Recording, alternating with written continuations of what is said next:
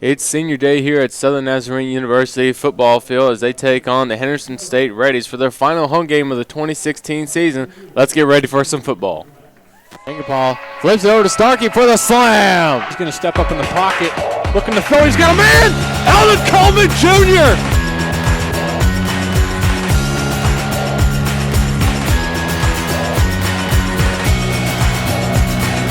Jeff Harris gets some contact there, going deep left. It's going. And that ball is history. Shot clock down to 10. They're looking for the alley-oop, but look out! Waylon Newton. Yeah, with the shot. And what a goal! Swung on, hit hard. Sam Smith going back. It's out of here! Don't pull! Get him!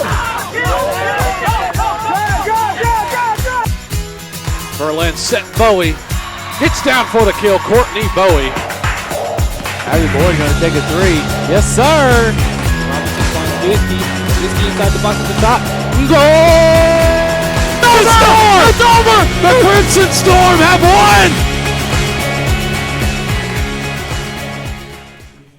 Welcome back here. SNU is coming off a 41-14 loss at Ouachita Baptist, while Henderson State is coming off a 67-21 drubbing of Oklahoma State. I'm Connor McKenzie alongside my partner, as always, Mr. John Hale. John, how are you doing today? I'm doing great. I mean, it's been a great season so far, and sadly it has to come to an end. But let's go out with a bang here. Absolutely. It should be a fun day of football here in Bethany, Oklahoma, as the Henderson State Reddies look to do battle here against SNU Crimson Storm. Crimson Storm had nearly 300 yards of total offense with 196 rushing and 96 passing last week, as Terrence Olds rushed for 88 yards on just 11 carries, while Jacob Spady had 83 yards on 14 carries as well. Spady also threw for 96 yards and 2 touchdowns as he went 11 of 24 in passing, and both touchdowns that day went to Reese Carlson, who had 48 yards receiving on just 5 catches. So some sparks of the Crimson Storm offense we're not used to seeing, with some players like Reese Carlson finally making a breakthrough in this season. We thought he may be able to do some production early in the season, but, again, trying to get into a new system with a new coach and different teammates, it probably just took some time for him to adjust as this season went on. Henderson State recorded a season-high 785 yards of offense last week against the Bison, as the Reddies were just a yard short of tying their own GAC conference record with 594 yards in passing. The duties were split between Andrew Black and Evan Lassiter, as Black was 14 of 27 for 351 and 5 touchdowns, while Lassiter threw for 243 and a pair of touchdowns, as he was 17 for 26. Henderson State also ran for 191 yards, as Jaquan Cole led the way with 91 yards on 11 carries, and Micah Cooper also had 78 yards and a touchdown on 10 attempts. So some pretty stifling offense there from Henderson State Reddies, but the history between these two teams are so rich. John, can you tell us about the series? Well, they've only played 4 times, and it hasn't even been close in all the 4 times that they've played. It's a new series, and the Reddies were the first team SNU played since leaving the NAIA in the 2012 season. And Henderson State welcomed the Crimson Storm to NC Division II with a 63-21 win in Arkadelphia. That was the closest game of the 4 as SNU returned to Henderson next year after just a demolishing win for the Reddies, 82-10, and the Reddies picked up a 72-7 win in their first visit to Bethany in 2014, and won last year 76-7. So haven't gone under 60 points for the Reddies, and the Crimson Storm have yet to reach that 21 mark against Henderson. So it's going to be Henderson's used to coming in here, and they were actually the preseason GAC conference favorites, and that role got taken over by Harding, who is undefeated and looks to end the season undefeated. But Henderson State lost to Harding, and that they're looking to finish their season off strong and try to at least try and get a playoff spot. I mean, it's a tough sell, but they're going to do everything that they can. So don't expect the Reddies to hang out against the Crimson Storm. They're coming today. Absolutely, John. I expect a lot of battling here from Henderson State on that front line with that massive offensive line, just being able to penetrate the defensive front and just give that quarterback time to be able to get and pass the ball, throw the ball. As Lassiter and Black are two very, very good quarterbacks here in this conference and can light it up at any point in time. There's some players to notice for you guys to watch out for here today. Jonathan Martin just needs 7 catches from being the 5th player in school history to record 100 catches in his career. He has 93 catches, mark him 6th all-time in school history, and needs 1 more to tie Derek Perkins from 09 to 012 to 2012 for 5th all-time. He's also 5th all-time in all-purpose yards to 2,503 and needs 195 more to catch his brother Jared Martin, who played here from 2010 to 2013 for 4th. Carlos Anguiano is tied for 5th all-time in field goals made with 10. He needs 2 more, to move into 3rd with Chris Bogle from 2000-2003 and Eden Sanders 2010-2013. He's also 6 in point after kicks made with 28. Needs 5 more to catch Bogle. So some good stats here for our notable players here in SNU. Jonathan Martin really looking to make waves here as this season comes to a close and trying to further catch his name up in those high-ranking marks for SNU. And the Crimson Storm are ranked 3rd in the GAC in pass defense. They're trying to they give up just 183 yards per game through the air, and SNU is also the least penalized team in the GAC, averaging just 58 yards in penalties per game. On the flip side, the Storm opponents have been averaging 94 yards per game in penalties, which tops the GAC, and Noah Wells ranks 13th in GAC in tackles, and he is averaging 7 per game and has 57 total. And Braylon Jackson and Josh Jordan are each tied for 18th at 6.6 a game, and each has 59 tackles. So some notable players here making waves here as this season has really progressed. The defense has really stepped up when they needed to throughout this season. We're going to take a quick break here at SNUathletics.com. When we come back, we'll have further breakdown of the game, player matchups, and throw it down to our sideline reporter, Cheyenne Reynolds. We'll be right back here at SNUathletics.com.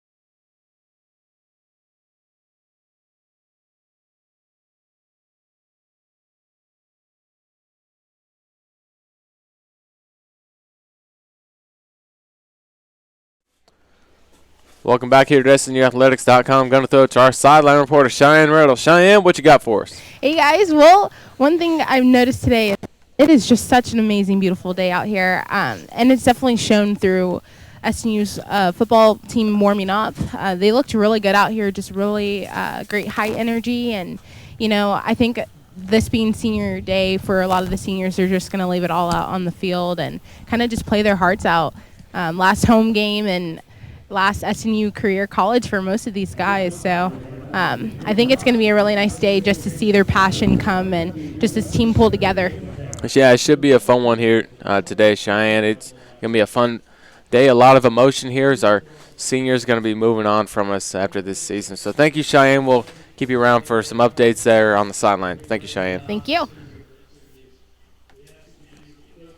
All right, so there, John, we see that a lot of seniors and a lot of emotion. We're not Cheyenne Reynolds, by the way. I apologize for our on-screen There we production. go. We got it fixed. Oh, we're taking care of. Look forward to seeing a lot of emotion here today. A lot of good football. A lot of people airing it out and that sort of thing. So it should be a fun one. What do you expect from this game? Well, what I expect for SNU is to jump out with a little bit of fire. I mean, it's the seniors' last game, so obviously the younger players and the underclassmen, they're going to want to play for the seniors and leave everything out for them because this is the last time for SNU. So I'm also looking for Henderson State to come out there and establish the line of scrimmage. I mean, obviously you touched on it. Their offensive line is notoriously big and notoriously strong. So SNU has got to amass themselves and try. I mean, obviously they can't match up with them size-wise. They're going to have to run a lot of misdirection. That read option is going to be big for them today for Jacob Spady. If Jacob Spady can get a touch on that read option, SNU could have some success running the ball today, which, in my opinion, is step number one on the way to success. I think you're right, John. You know, we're not the only ones in play here in the GAC. Arkansas Tech is traveling out to Weatherford to play Southwestern Oklahoma State. Washita Baptist out Oklahoma Baptist and Shawnee at 2 o'clock. Harding at Northwestern. Southern Arkansas at East Central. And Arkansas Monticello also at Southeastern here today. Who do you like in those games here this afternoon? Well, at Weatherford, Arkansas Tech's going up against the SWASU Bulldogs. I'm actually going to go with the home team. I mean, there's only a loss difference between the two, so I'm actually going to go with SWASU. They didn't start out the season very well, but they've grown and become a much stouter team. In fact, I think that game against SNU, that was a big stepping point for the Bulldogs. So I like the Bulldogs to beat the Wonder Boys. In Shawnee, Washita is going over to Oklahoma Baptist, and Washita and Henderson have their season finale cross-town rivalry game a week from today. So I imagine that Washita is going to want to go into that game with a little bit of momentum. So I'm actually going to pick Washita to beat Oklahoma Baptist, and Oklahoma Baptist, of course, will play SNU in Shawnee next week, so we'll be there. I mean, not on the broadcast, but we'll be there to cheer on the Crimson Storm. Should be a good game. Yeah, it's going to be fun. So I like the Tigers in that one. Harding going over to Northwestern Oklahoma State. Now this one is tricky because Harding has just been unstoppable offensively, and defensively they're just as stout. But Northwestern Oklahoma State is at home. Their offense is really good. I mean, like, unbelievably good on offense for the Rangers. However, I just don't think that it's good enough to beat Harding, because the last time I was on the broadcast, they touched that. I fall in love with teams like Harding. They run the same 5 plays, and they say, come and get us if you can. So it's a tough battle always against Harding. They're just an unstoppable force. So I'm also going to pick those Bison. I'm going to pick the Bison out of Harding to go ahead and go undefeated into the final week of the season. Southern Arkansas at East Central and Ada. Southern Arkansas is actually has the same record as Henderson State, and their passing offense is actually something to be admired. So I like the Mule Riders in that one to beat the Tigers out of East Central. And the last one, Arkansas Monticello is going up against Southeastern Oklahoma State. Monticello, they got a couple of wins along the way, but. And I mean, and looking on paper, it looks like it might be a good game. I just don't see them going into Durant and taking on Southeastern and winning. So I'm going to have to go with the Savage Storm to beat the Bull Weevils. It should be a fun one here in the GAC. We'll keep you guys updated as those games head up underway just about a little over an hour or so as this game is about to kick off in about 10 minutes. We're going to talk about some matchups here, but some of our keys to the game. One of my keys to the game for SNU is them got to be able to get after this passing defense, because Henderson State is 8th in the conference, giving up 230 yards a game. Jacob Spady, I look to see him trying to air it out after they established the run game with himself and Terrence Olds. He's got to be able to air that out. But John, who are you looking for in the key matchup here in this ball game? Well, the key matchup to me, as I touched on it just earlier, is that offensive line for SNU against that defensive line for Southeastern, and flip flop, because with the Reddies, their line is, like I said, is huge. So SNU can't stack up with them physically, but they can stack up with them mentally. And I think that read option with Spady, if they can establish the run with the read option, they have a surefire chance to have some success and then open it up for the play action pass. Absolutely. It should be able to suck the defense in off that play action, because they're doing pretty well on offense themselves with passing offense of 200 and almost 90 yards per game through the air, and total offense of 452, 163 on the ground, so they're top 5 in the conference in rushing and passing. But that pass defense is opened up. It's got some holes in that defense, and Jacob Spady's got to be able to look to find his targets. I look to see him try to find Pearson Wall on the tight end on little flats out there to really try to suck the defense in, so he can air it out to Trevor Smith or Derek Gillis or Jacoby Hicks, who's been showing that he's got some sure hands and may be able to find him the ball here this afternoon. Should be a fun one here in Bethany, Oklahoma. It will be. So we're going to take a quick break here at SNUathletics.com. When we come back, we'll have some more of our keys to the game here in this ball game. Kickoff. I'm really excited for basketball, but you know what? Football is really cool too. Hey, basketball only starts in a couple of days. That's right. SNU basketball does tip off next weekend for homecoming, so be sure to, if you're not watching live in person in the Sawyer Center, be here on SNUathletics.com. We'll take a quick break. Don't go anywhere.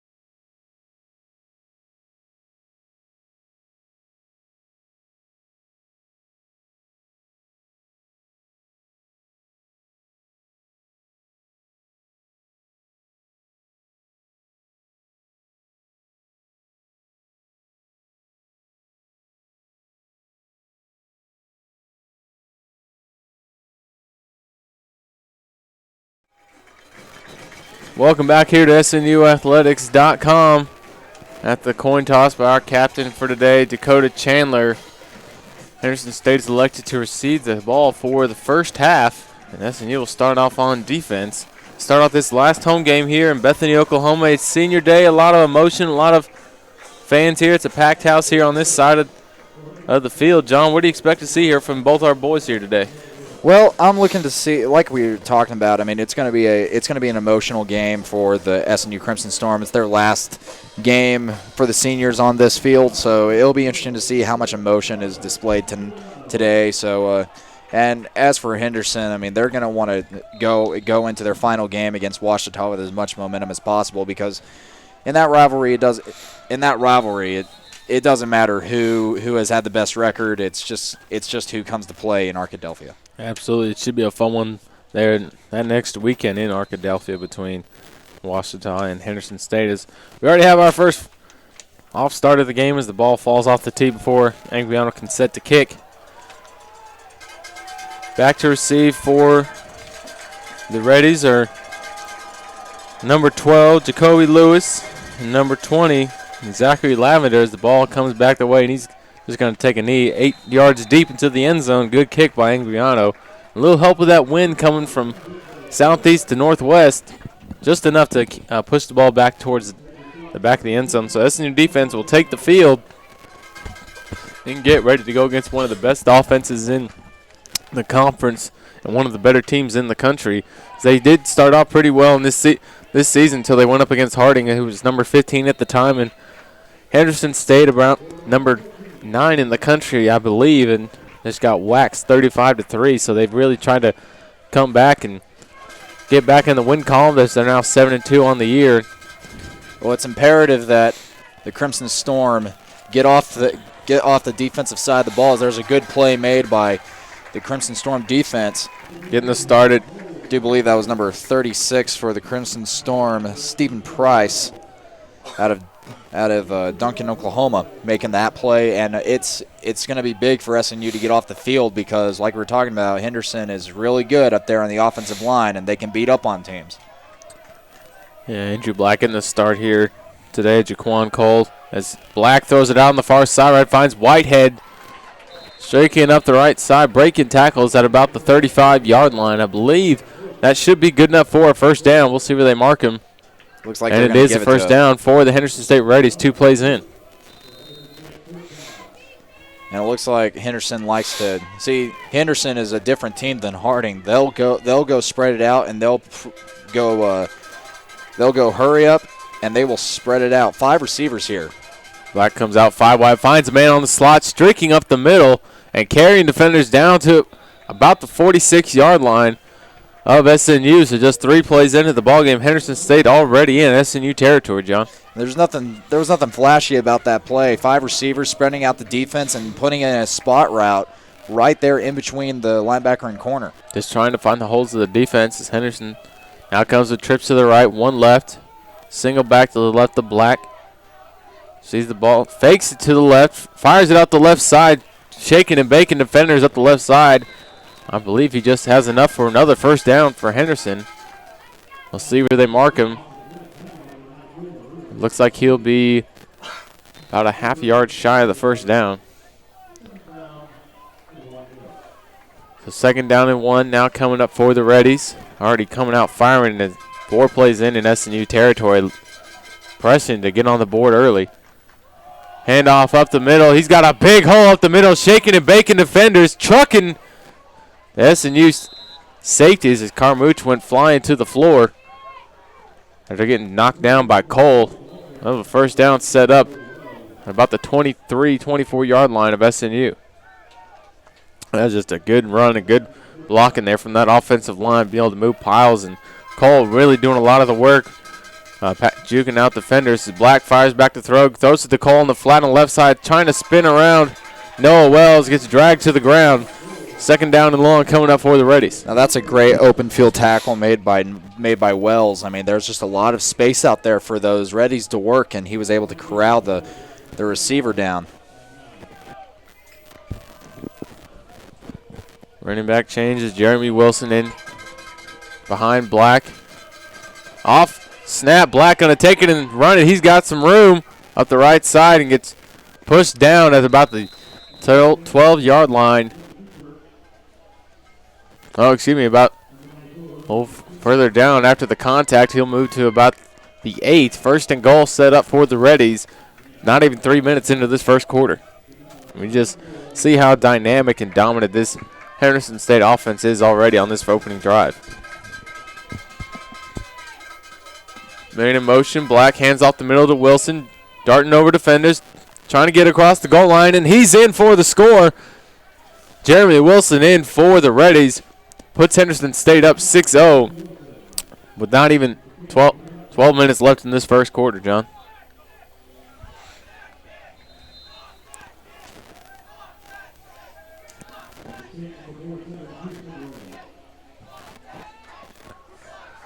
So on the extra point, the Reddies come in, kick the ball, snap back, ball down, kick is on the way, and it is good. Henderson State jumps out to an early 7-0 lead here in Bethany, Oklahoma, and the SNU offense will take the field when we come back here at SNUathletics.com.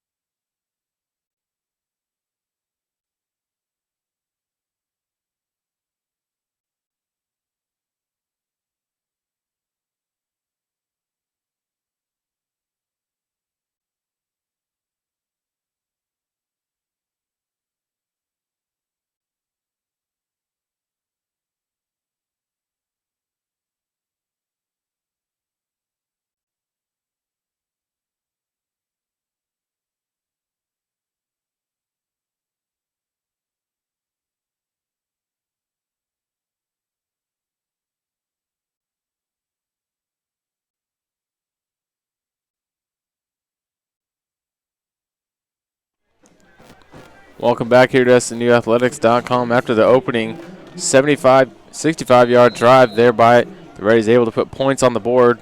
Ignore the bottom score line there. It's indeed 7-0 in favor of Henderson State. Excuse me. We've been talking about Harding quite a bit today with how dominant they've been in the conference and across the country. That sometimes just slips out. Henderson State back to kick and to receive. Derek Arrington up on the left side. Derek Gillis with a big hole on the left side. Trucks the defender at the 18, pushing people out to about the 27-yard line. Good return there by Derek Gillis from the 1, able to just mow some people down. That was Darius Thomas, the defensive back, 6'2", 190 senior out of Dublin, Georgia, who just gets obliterated right there on the return by Derek Gillis. I mean, he came up to make the play, and his form was great. I mean, he came in low and ready to make the play. It's just that Gillis just had a little bit more muscle behind him. You know, it was just it was interesting because it looked like he was just going to get stopped there, but the way that he knocked the defender down, he was just kind of slow motion, the way he was falling down. It was a little interesting. Jacob Spady getting the start now here this afternoon with Olds behind him, Hicks to his left, and Smith out wide right. He'll hand it off to Olds up the left side. A little bit of room. Olds getting thrown out of bounds about the 31-yard line. Pickup of 3 on the first play. Now Terrence Olds, he is a big fan of trying to find the edge. I mean, personally finding the edge is fine whenever you are a bit faster than the rest of the defense that you're going up against. But this Henderson State team is a really quick, really strong defense. So Terrence Olds, in my opinion, is going to have to find a way to go north and south instead of east and west. I think you're right there, John. Has got to really try to expose this Henderson State defense as Spady rolls out to the right, looking for someone. He's looking for Carlson, but in the midst of 3 Henderson State defenders, not sure that was the wisest decision, trying to fit it in that tight window, just the second play of the game. Yeah, Connor, you're right. I mean, it looks like his receiver was bottled up by a couple of readies, and it might have actually gone right by the head of one of the Henderson State linebackers. So very, very dangerous throw there for Jacob Spady. Spady back to pass, finds a man on the right side. Arrington cutting past some defenders, trying to get up to about the 35-yard line. And it'll be 4th down at about 5 coming up for the Crimson Storm in their opening possession, so Angriano's on to punt. And Carlos Angriano is really grown into his own punting situation. I mean, he was almost strictly a extra point kicker last year, and then he grew into his role and became a rather efficient field goal kicker at about the 35 to 40 yard range. But this year they've called him on to do almost all of their kicking jobs, and he's doing really, really well as a punter. Henderson coming up, ready to block, and not really preparing for a return as they just take the fair catch with plenty of room around him at about the 24-yard line. So Henderson State will set up shop for their second possession of the ball game, as their first possession just really wiped out the Crimson Storm defense, averaging 9.38 yards per play. 5 first downs on that opening drive to go 65 yards for the score off the nice handoff to Wilson. Timeout on the field. We'll take one with them. We'll be right back here at SNUathletics.com. Don't go anywhere. Henderson State up 7-0.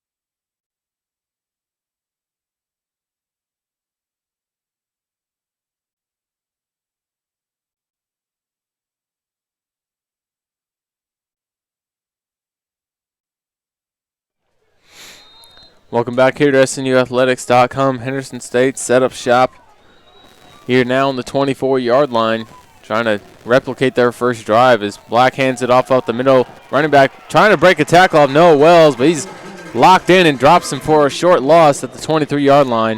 1 yard loss on the play for the Reddies to Jeremy Wilson, who actually scored on the last time he touched the ball. Gets dropped for a 1 yard loss. Now Wells was coming in hot on a blitz there and was able to wrap up, and the Crimson Storm, I mean, they haven't done a great job of wrapping up for tackles, but they are today. Option on the right side, fumble, and Wilson picks up on the left side. He's got some room and picks up a first down off a broken play there from Henderson State Reddies. Results in a 20-yard gain and a first down for Henderson State. Now that's a really big heads-up play for the Reddies. I mean, that could have ended up in disaster for them after the quarterback, number 14 for the Reddies, that would be Andrew Black, just got pummeled to the ground, and the pitch was a little bit off, goes off the hands of his running back and goes in front of him like 5 yards on the fumble.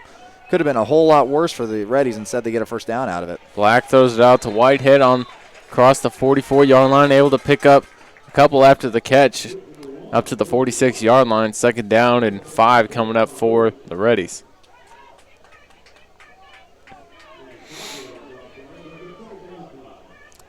SNU really got to find something here, John, this possession, try to halt some sort of momentum, whether it's a stop on third down or maybe a turnover here early in this first half to really try to keep them in this game.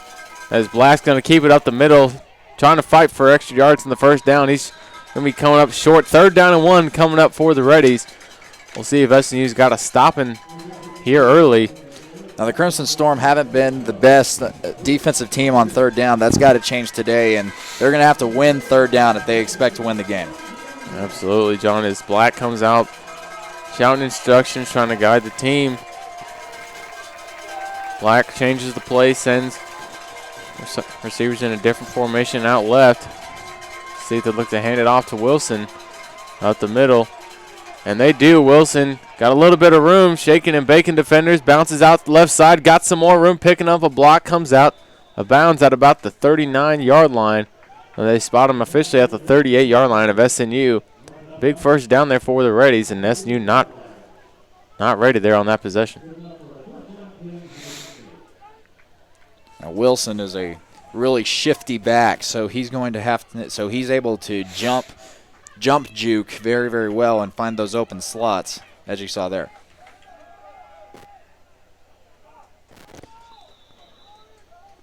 SNU right there just gave up another big pass play for a first down, and SNU's going to have to, in my opinion, is going to have to play a little bit more up. I mean, those little quick stop routes are going to be big for the Reddies as they gain at least 10 yards on those routes. As they spread them out here with 5 wide. Absolutely, John. They're averaging just under 9 yards to play as Black goes back to throw, looking for someone, runs up the right side, got a big hole, getting chased by SNU defenders, and finally dropped at about the 25-yard line after scooting past a defender for SNU for the big first down. Damian Willis not able to make the tackle there around 5 yards past the line of scrimmage, and Black was just able to scoot past him for the first down at about the 15-yard line. Black back in the shotgun. Cole to his right. Hands it off to Cole on up the left side, getting chased by some defenders. Spins around. Picks up a couple yards and dropped about the 13-yard line of the Crimson Storm, just trying to get closer to putting the ball back in the end zone and just increase his lead already in this first quarter.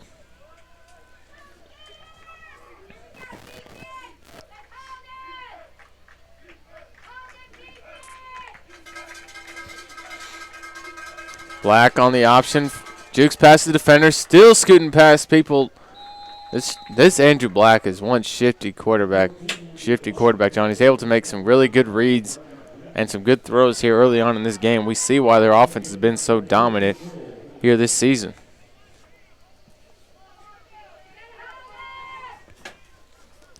Now 1st and goal set up for Henderson State.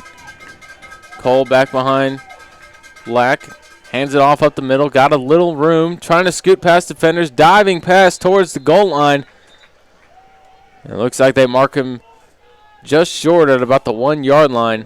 They're going to go ahead Crimson Storm. They're going to go ahead and say that his knee was down right at the 1-yard line. So, and the Crimson Storm definitely have opportunities to cause disruption in the backfield. It's just that the Reddies are so good at juking in the backfield, as it looks like they're going to go really heavy right here. Big quarterback sneak. Big lineup here for the Reddies. Handoff up the middle, diving up over the offensive line and the goal line for the touchdown for the Reddies. I can't quite see who that was. Looks like that was number 44 of the Reddies. That's actually a defensive lineman, Connor. That's number 44, Robert Thomas, a 6 foot, 235 freshman out of Cedar Hill, Texas. And if you know Texas high school football, and you know that Cedar Hill is one of the best in the big schools in the state of Texas. They make a trip to Jerry World for the state championship almost every single year. So a big boy out of a big school. Snap back, ball down. The kick was good for Henderson State as they go up now 14-0 on the Crimson Storm. SNU looking to answer when they get the ball back here at SNUathletics.com. Don't go anywhere.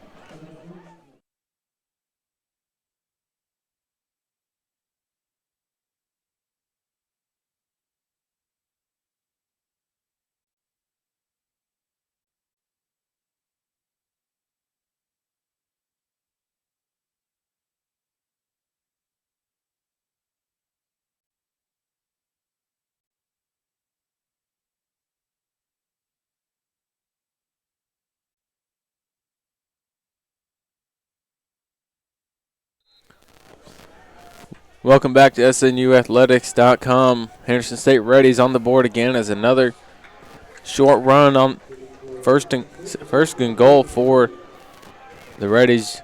Scored in and put them up 14-0. Kickoff underway, and I believe Derek Gill's streaking up to come catch it at about the 11-yard line. He's got a little bit of room on the left side. Breaking tackle, still on his feet, carrying defenders past the 30, out to the 35, 36-yard line. Derek Gills, a big body for the Crimson Storm, with some extracurricular activities going on between the Reddies and a Crimson Storm player. Believe maybe a personal foul call here. We'll see what the call is from our head official. Looked like that may be a taunting call on the Crimson Storm because, I mean, the Crimson Storm getting all riled up down there after a big return and might have gone into the face of a Henderson Ready.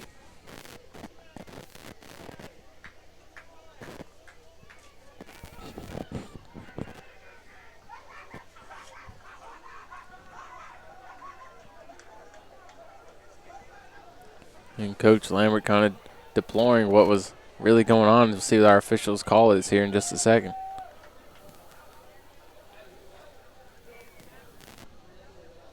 And it is unnecessary roughness on the Crimson Storm, John. So just a bonehead play there from SNU on the sidelines. Does the play was coming to an end. Puts them back 15 yards from the great return there from Derek Gillis, who's got back-to-back 20-plus yard returns there for the Crimson Storm.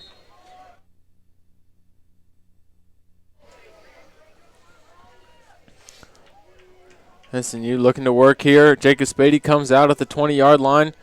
Drops back to pass, finds Carlson up the left side, and immediately hit and found by some Henderson State Reddies. And some of the Reddies calling for a flag for whatever the call is. And Coach Lambert is on fire on the sidelines, looking for a call for a possible late hit or something. I'm not sure what's going on. We'll try to keep an eye on that as this ball game comes on. Coach Lambert is not happy at all on that sideline.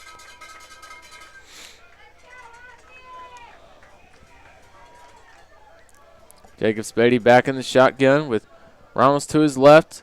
Trips out to the right. Fakes the handoff up the middle, trying to cut back the left side, and just takes a 1-yard loss on the play as Henderson State really reading out these plays here from the Crimson Storm early.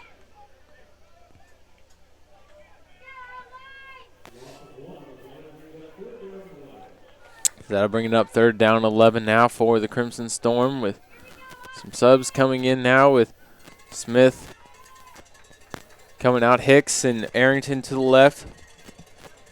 Ramos to the left of Spady, and Carlson split out wide right.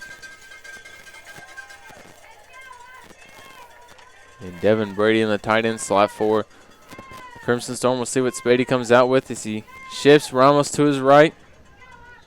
And he's just going to burn a timeout as the play clock was coming to a close. So we'll take a timeout with, and we'll be right back here at SNUathletics.com with Henderson State up 14-0 and SNU with the 3rd down 11 coming up.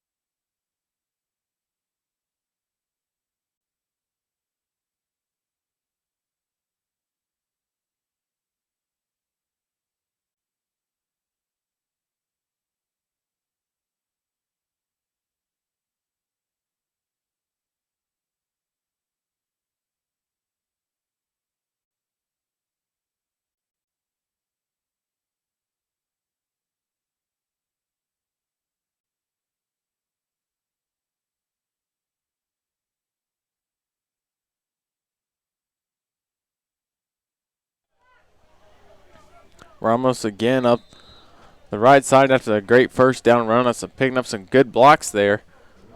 Able to move it forward for 2-yard gain. 2nd down and 8 coming up for the Crimson Storm at the 39. They register the first down of the day. Key from Daniel Ramos with some solid running, just able to keep those legs churning, John. And that looks like it's going to be the end of the first quarter, Connor, and you're exactly right. I mean, the Crimson Storm able to get some success on the running game with Daniel Ramos taking a different approach and just pounding it up the middle. And Daniel Ramos able to get, I believe, 5 yards on both of his carries for 5 on one and 6 on the other. So that's just great carrying by Daniel Ramos. Absolutely. End of the first quarter with Henderson State up 14-0. We'll be right back here at SNUathletics.com with 2nd and 8 coming up for the Crimson Storm. Don't go anywhere.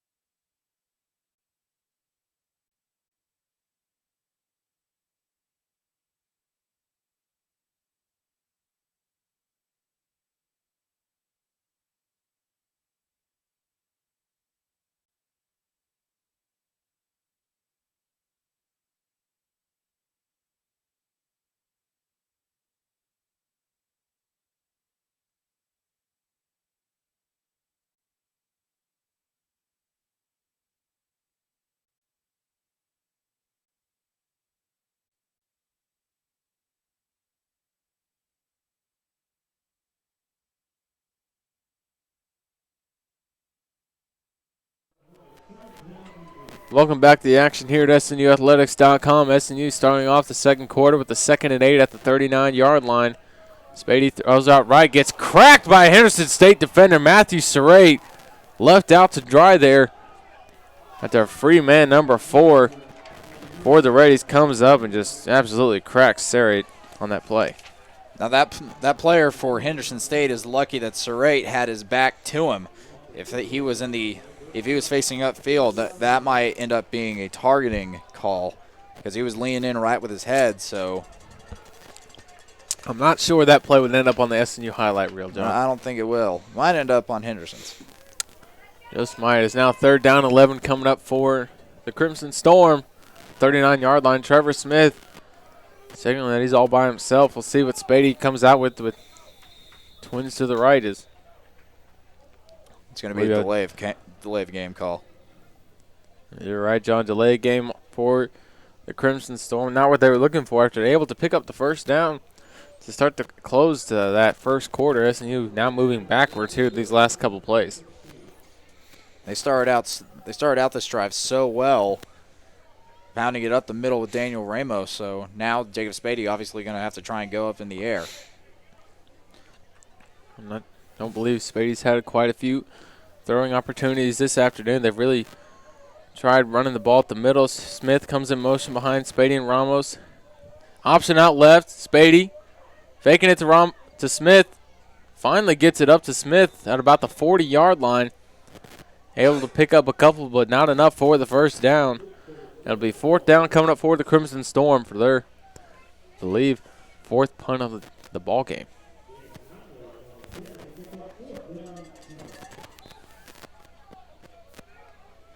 Yeah, this will be the 3rd punt of the ball game. Excuse me for the Crimson Storm. Anguiano averaging 44.5 yards per punt. So able to flip the field a little bit as Anguiano is Henderson looking to show block here on this play. Snap back. A little high for Anguiano. Able to corral it. A nice booming spiral kick. And Henderson State will take it at the 20-yard line. Darting past defenders. Carrying him out to about the 25-yard line. Henderson State will set up shop at the 25-yard line.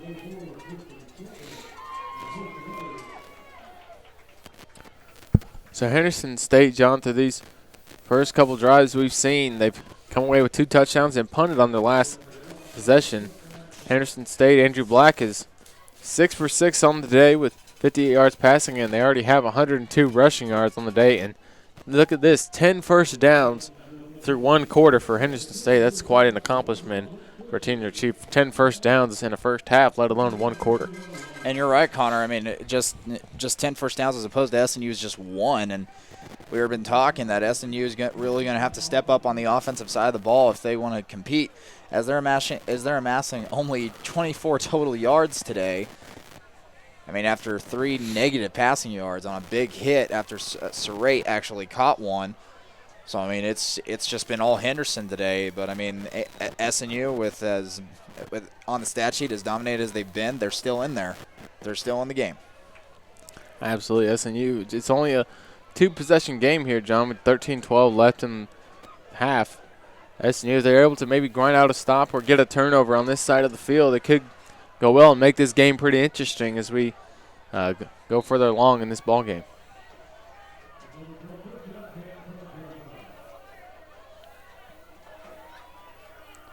First play, Black throwing it out to the left side and wrapped up by Derek Carmouche on this near sideline.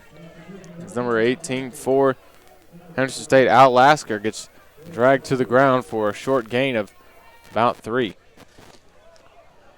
And Derek Carmouche had an opportunity for a big play, but just that one little step backwards, which is, as he's supposed to do, take that read.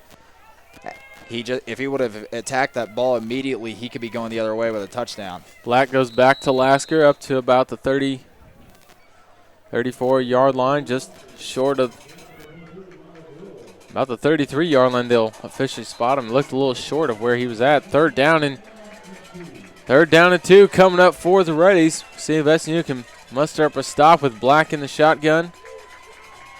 Wilson to his left. Wide receiver split out left and right. Black under pressure. Shedding a defense.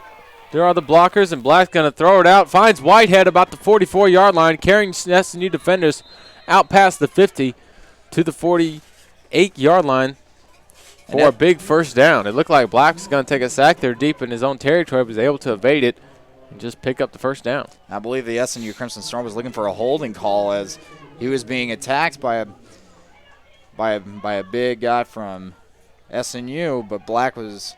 I believe you're looking for Brayon Jackson coming up there, coming off the edge. It looked like they did catch the back of his jersey.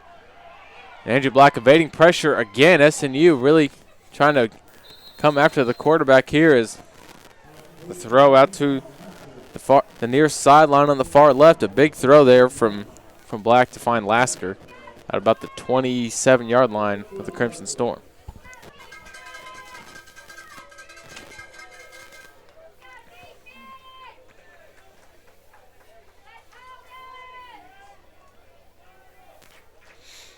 So Black will step back in the shotgun.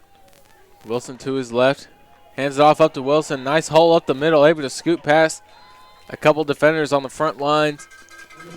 For a solid gain of about 6. Looks like they'll give him 7. Second down and 3 coming up for. Second down and 4 coming up now for the Reddies.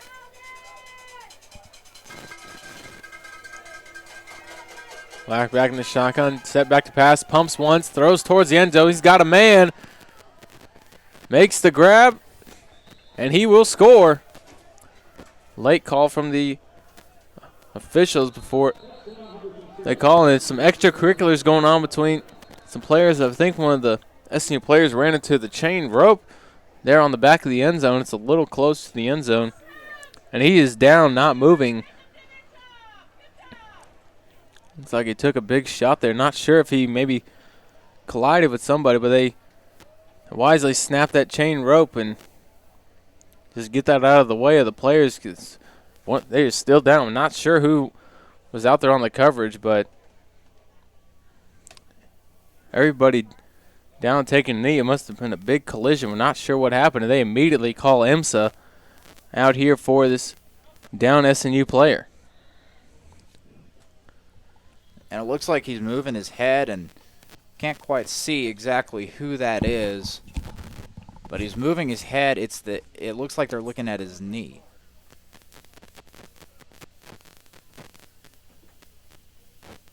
So, I mean, they took immediately looking at the IMSA, look at the ambulance. So I mean, they knew that it was already going to be a bad injury. So I mean, I think you may even be looking at a leg or a knee injury here. Yeah, just a terrible thing you want to see. You never want to see a college player or any player in a sport go down, especially here in a big football game. That's just an unfortunate thing to happen for them to run into that. They probably never would have expected that to happen. Usually it's to keep either fans from crossing onto the field, but also they got to take into player safety here. Just an unfortunate accident here. While they tend to, and we'll take a break here at SNUathletics.com. We'll be right back here.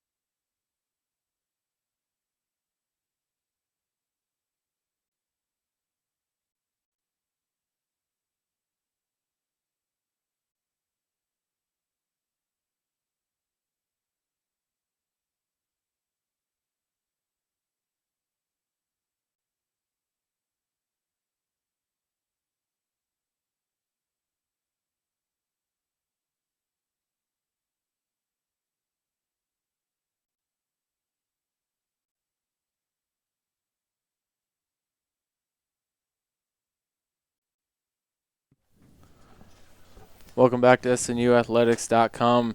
An unfortunate, scary injury there is Greg Johnson on the coverage after the Henderson State touchdown was trotting off trying to catch his balance after running off outside the end zone, and that break in between the end zone and the fan side. There's this bit of concrete for a sidewalk that people walk through, and it looks like he slid and dislocated something or broke something as he was tended to by the training staff, and IMSA actually came out they're on site, thankfully, to be able to try to tend to him if need be, but he was able to be carried off and put on the golf cart there off the side of the field. Just an unfortunate injury there for Greg Johnson.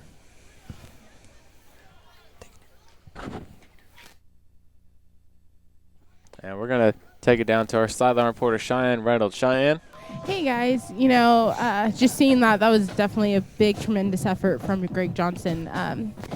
Going all out, even running still towards out of bounds. Just kind of saw him kind of colliding with the other player, and he got his foot kind of stuck in the concrete and just kind of slid, and his leg, definitely turned different. So definitely a lot of prayers for that player, and just such a great athlete all around. Absolutely. Thank you, Cheyenne. We'll keep you all updated as Cheyenne Reynolds, our always ready reporter, brings us the news and whatever we miss up here in the booth. Thank you, Cheyenne. Thank you. All right, so Henderson State now going up 21-0. John, early in this second half with 11 minutes and 1 second left in the second quarter, what do you look for? Well, losing Greg Johnson is a big loss. I mean, he's a leader on the football team, and it's always rough to see a leader like Greg Johnson get carted out of the game like that. But now SNU needs to hanker down and put some offense together and try and stop this Henderson State offense as well. Kick goes reeling back, sending Gillis streaking back towards the back end zone, and that ball bounces 10 yards deep, and SNU will set up shop. Coming up soon at the 25-yard line of SNU, trying to get something going here and put some plays on the other side of the 50. That's one thing they've kind of been lagging. The running game's been there in spurts, but SNU just not able to mount anything on the passing end, as Henderson State just come up with a game plan to shut everything down here from the get-go. Jacob Spady on the day, 204 passing for an unfortunate -3 yards. He had picked up a couple, but that stop from Henderson State on the last drive really took a toll. And Jacob Spady out right on the right side, cuts back left side, picking up some yards out the middle on the quarterback keeper. Picks up about 6, and they'll spot him at the 31-yard line. 2nd down and 4 coming up for Jacob Spady and company. And Jacob Spady is going to try and stick with that read option, but he's also got Ramos back there, and Ramos is a much more physical back than Terrence Olds. He'll go up and he'll make a hit in between the tackles. As right here you'll see, he's going to go right up towards him, but Spady will keep the ball and get tracked down for a loss. Just a good read there from Henderson State, able to get the stop down the Crimson Storm, dropping them back now for a 2-yard loss. 3rd down and long coming up for the Crimson Storm. Ball officially spotted at the 28-yard line. Trying to find the 35. Putting Spady and company in a passing situation here on 3rd and 7. With Smith out left and Gillis and Hicks out right. Spady got to look to find somebody open here and keep this drive alive. Jacob Spady dropped back to pass, feeling some pressure, rolls out left. Evading the pressure, firing on the far sideline, just throws it out of bounds. We got a flag on the play. The flag actually lands on a Crimson Storm player's shoulder. We'll see what the call is here. Some Storm players upset. Looking like maybe a holding call here on SNU, as we await the official call from our head referee.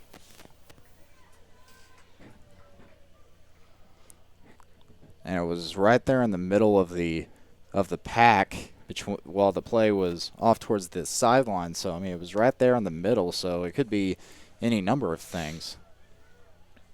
It's going to be a personal foul against SNU, moving back 15 yards. It looks like they're just going to decline the penalty there, John, and just not give another play to SNU as Anguiano will come out for his 4th time this afternoon. 3 punts on the day for an average of 43 yards. Crimson Storm have mounted just 1 first down in their first 4 drives. And Henderson State just able to knock out with 13 first downs in their first set of drives as well. As Anguiano waiting the snap, sees it low, snap, picks it up and spirals it over across the 50, bounces back towards Crimson Storm territory to the 46-yard line, and Henderson State will set up shop at the 46-yard line of the Crimson Storm. So short field to work with when we come back here at SNUathletics.com.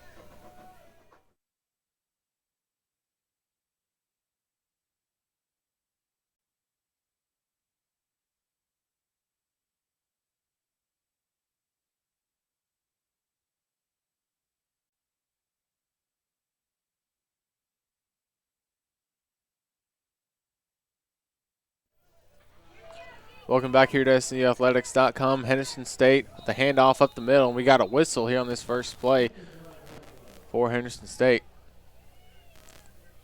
False start on Henderson State, moving back 5 yards, so good start from Crimson Storm. Moving them out of territory, SNU territory for the moment.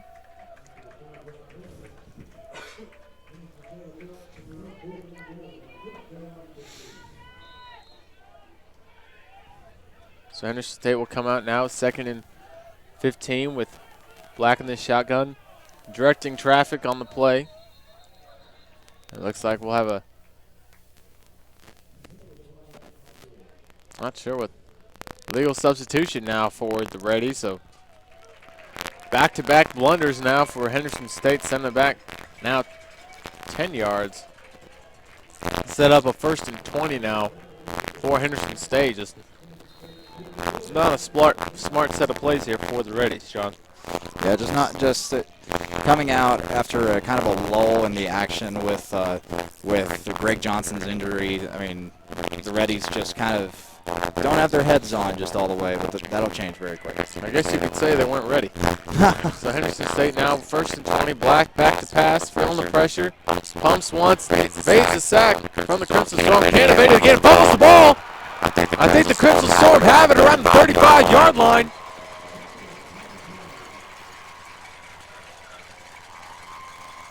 See what the call is from our official coming up from the pile.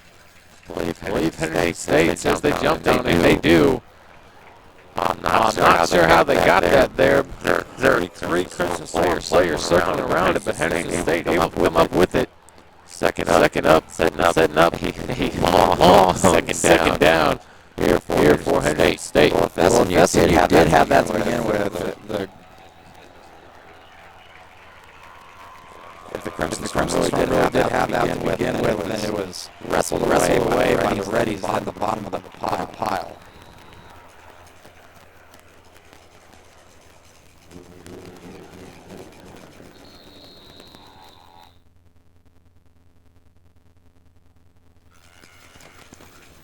Big run there from Colas.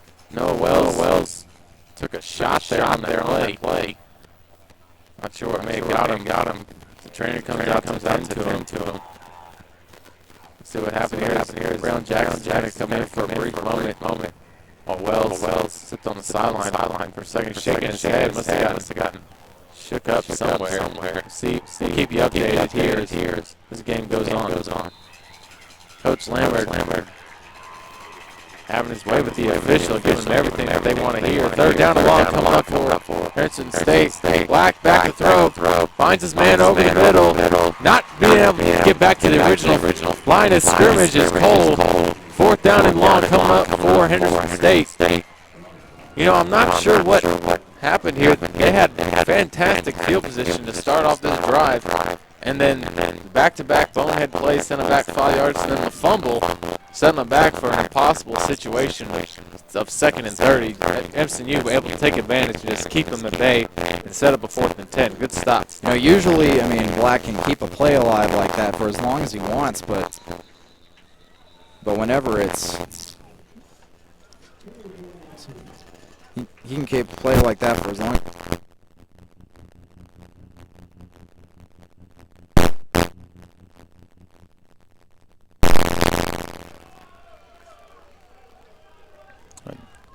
So another play here from Henderson State sends him backwards. Just an awful possession here if you're Henderson State. You want to put this one away and just forget about it if you're Henderson State. SNU got to be able to capitalize here. The rugby-style kick comes in, end over end. Taking it is Alec LaFoon at the 15, shaking and begging defender. He's got some room up the middle.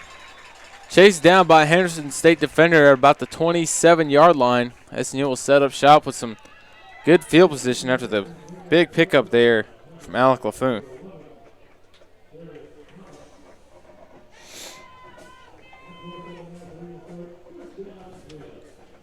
So first down and 10 coming up for the Crimson Storm after the forgetful possession there by Henderson State. Just not able to work with it, just some bonehead plays really stacking up. And SNU able to take advantage and get a nice return there from LaFoon. And Spady will set up shop with Arrington to his right and Ramos to his left. Hands up to Ramos on the left side.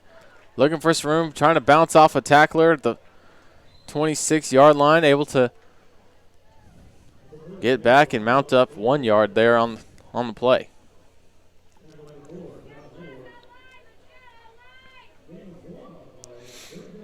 Seven minutes left here in this first half. SNU down 21-0 to Henderson State, trying to get something going here. Second down and 9 coming up for SNU with Hicks out wide left and Arrington in the slot.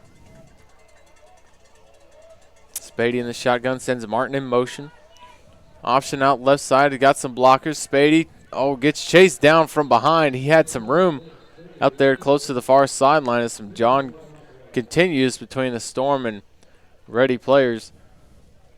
Third down and about 9 coming up for SNU. And that option, I mean, that SNU really likes to play with is not phasing the Reddies at all. I mean, they're ready to swallow that up and just get on that as fast as possible. Actually, mark them a yard back. They're down to 10, but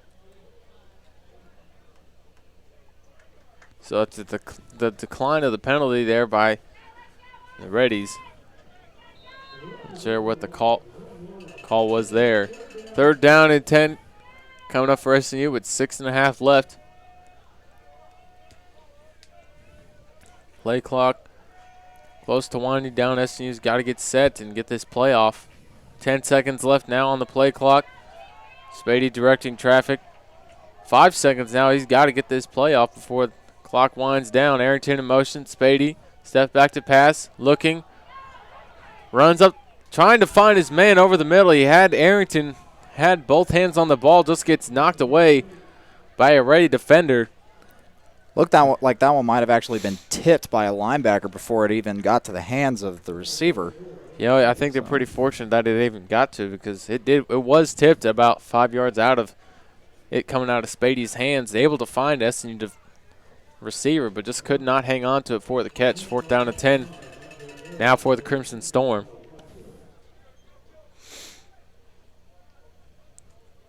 Anguiano receives the ball, sends it away.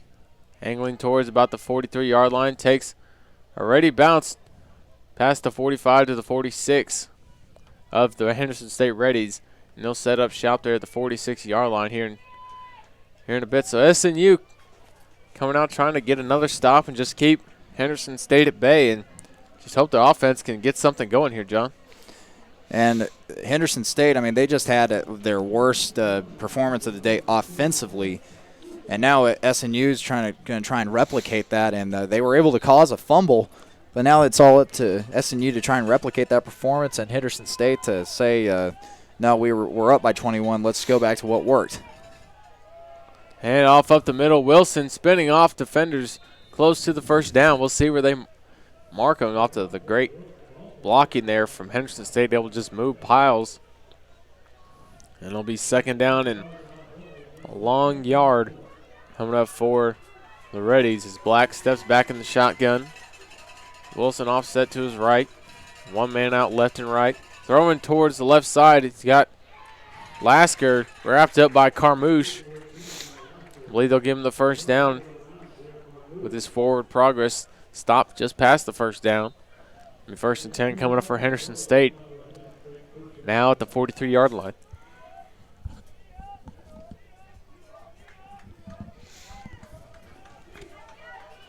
Henderson State working with a lot of clock here and a short field, trying to get something here. Handoff up the middle. Wilson dragged backwards by the Crimson Storm defense, thrown back, and they'll stop him for a second down and 10 now for Henderson State. Wilson not able to get past these Storm defenders. That was number 44, Slinkler, who was able to get to the play first. Henderson State now. Black come back to pass, fakes the handoff, throws it deep down the right side. He's got a man open, and he will score. Great play, great catch there by Henderson State. Number 20 there on the catch, Zachary Lavender, with the grab at the goal line to put Henderson State up now 27-0.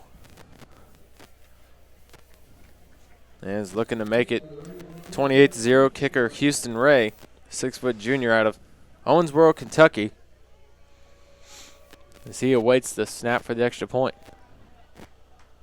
Snap back, ball down, the kick is on the way, and it is good. Henderson State out now 28-0 with 4:37 left in the half. SNU trying to answer when they get the ball back here at SNUathletics.com. Don't go anywhere.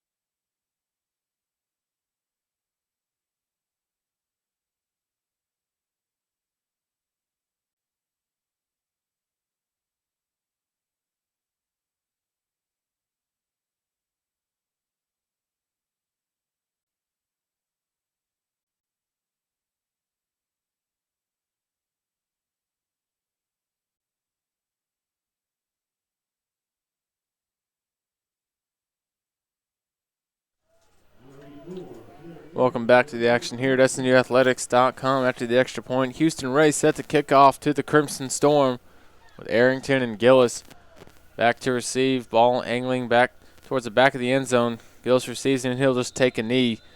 6 yards deep in the end zone. SNU will set up shop at the 25-yard line. So, John, Henderson State really coming out firing here these opening quarter, and this is a quarter and a half way through this first half. What do you make of Henderson State's performance so far? Well, so far, I mean, they're so balanced. 2 touchdowns on the ground, 2 through the air. I mean, it's just something that you just can't really get a stop on. I mean, it's so hard to get anything going against this Henderson State defense as well as their offense to get a stop on them. So, I mean, the Crimson Storm have got to find something that works. I mean, that option that they love to use so much is not it's fooling anybody on the Henderson side. Jacob Spady fakes the handoff, back to pass, trying to find a man, and Henderson State looking to intercept it, broken up by Derek Arrington playing cornerback there on that play after the throw there by Jacob Spady. Second down to 10 coming up for the Crimson Storm.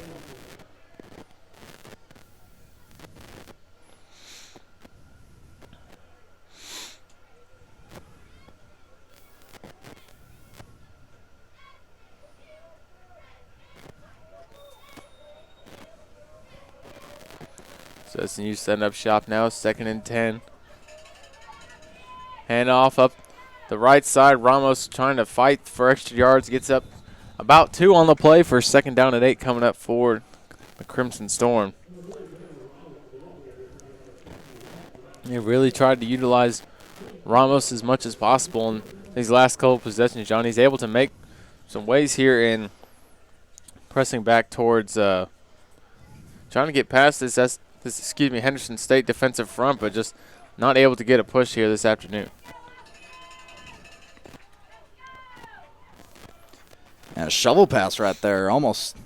Once again, I mean, nothing's fooling for the Henderson Reddies. I mean, they're ready for most everything. And there was a shovel pass to Reese Carlson, but didn't quite go anywhere for the Crimson Storm. And now, once again, the Reddies are off the field and about to bring the offense back on.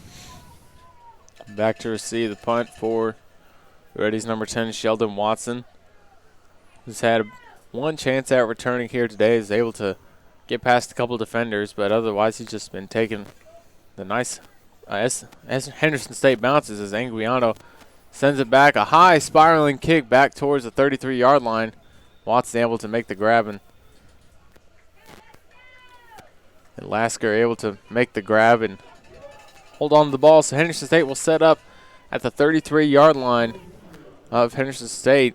SNU trying to make a stop here as we get closer to halftime, just trying to take what they can at the break, John. Down 28-0. What you need is trying to get a stop and try to seize any momentum you can here at your home field. Exactly, Connor. I mean, and it's as the clock continues to wind down on this first half, I mean, SNU's just looking for anything to build upon going into halftime.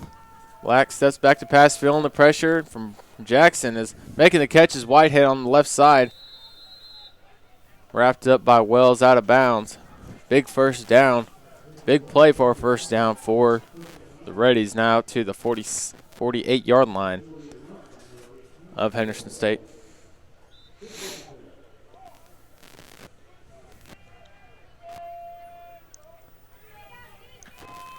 Clock just under 3 minutes now in this first half as Black sees the ball, throws out to the right side, a little high for his receiver.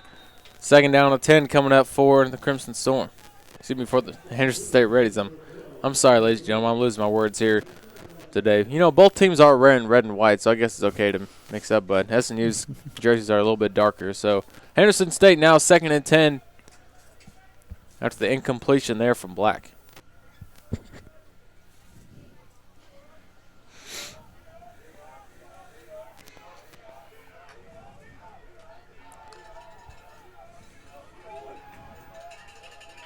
Black receiving the ball here. Second down and 10, feeling the pressure up the left side. Finds his man over the middle. And a nice grab there for the first down. Darian Gray. And a great snag over the left middle for the first down.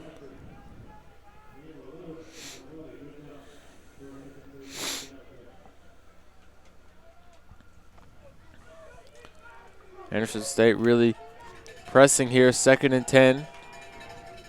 Excuse me, first and 10 as Black fires out the right side. Whitehead trying to break a tackle here now. Now second and 10 for Henderson State at the 40-yard line. Really pressing, trying to make this SNU defense pay.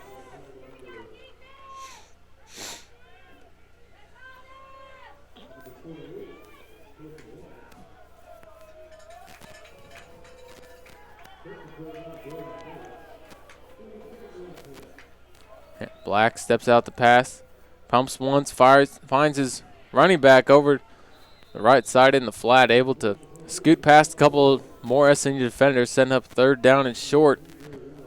Third down on a long yard coming up for Henderson State with 1:30 left here in this first half.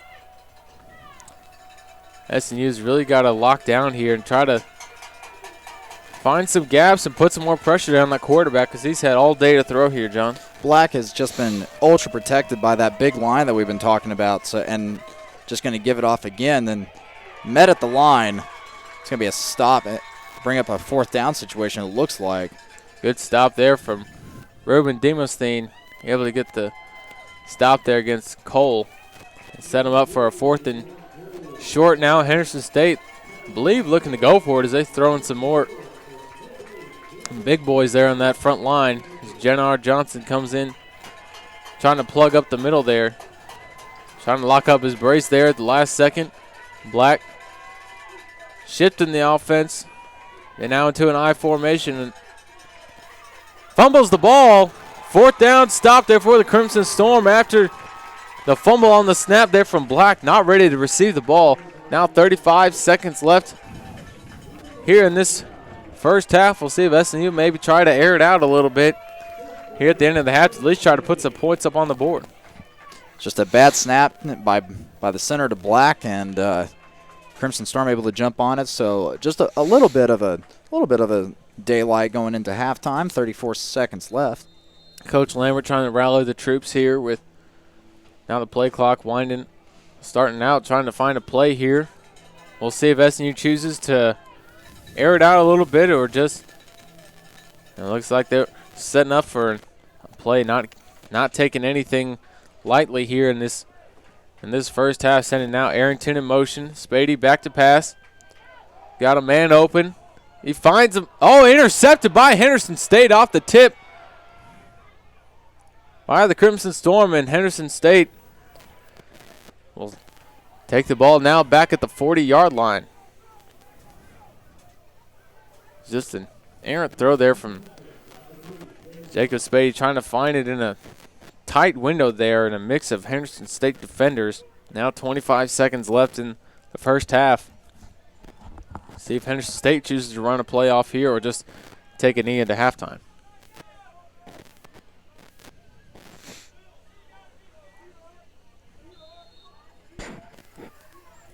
Henderson State, Black sees the ball, steps back to pass, finds Wilson in the flat, fighting to try to, got a big opening there as the Reddies blockers were absolutely locked up with some SNU players and just able to find big yardage for, it's now setting up second down and 4 for Henderson State with 19 seconds left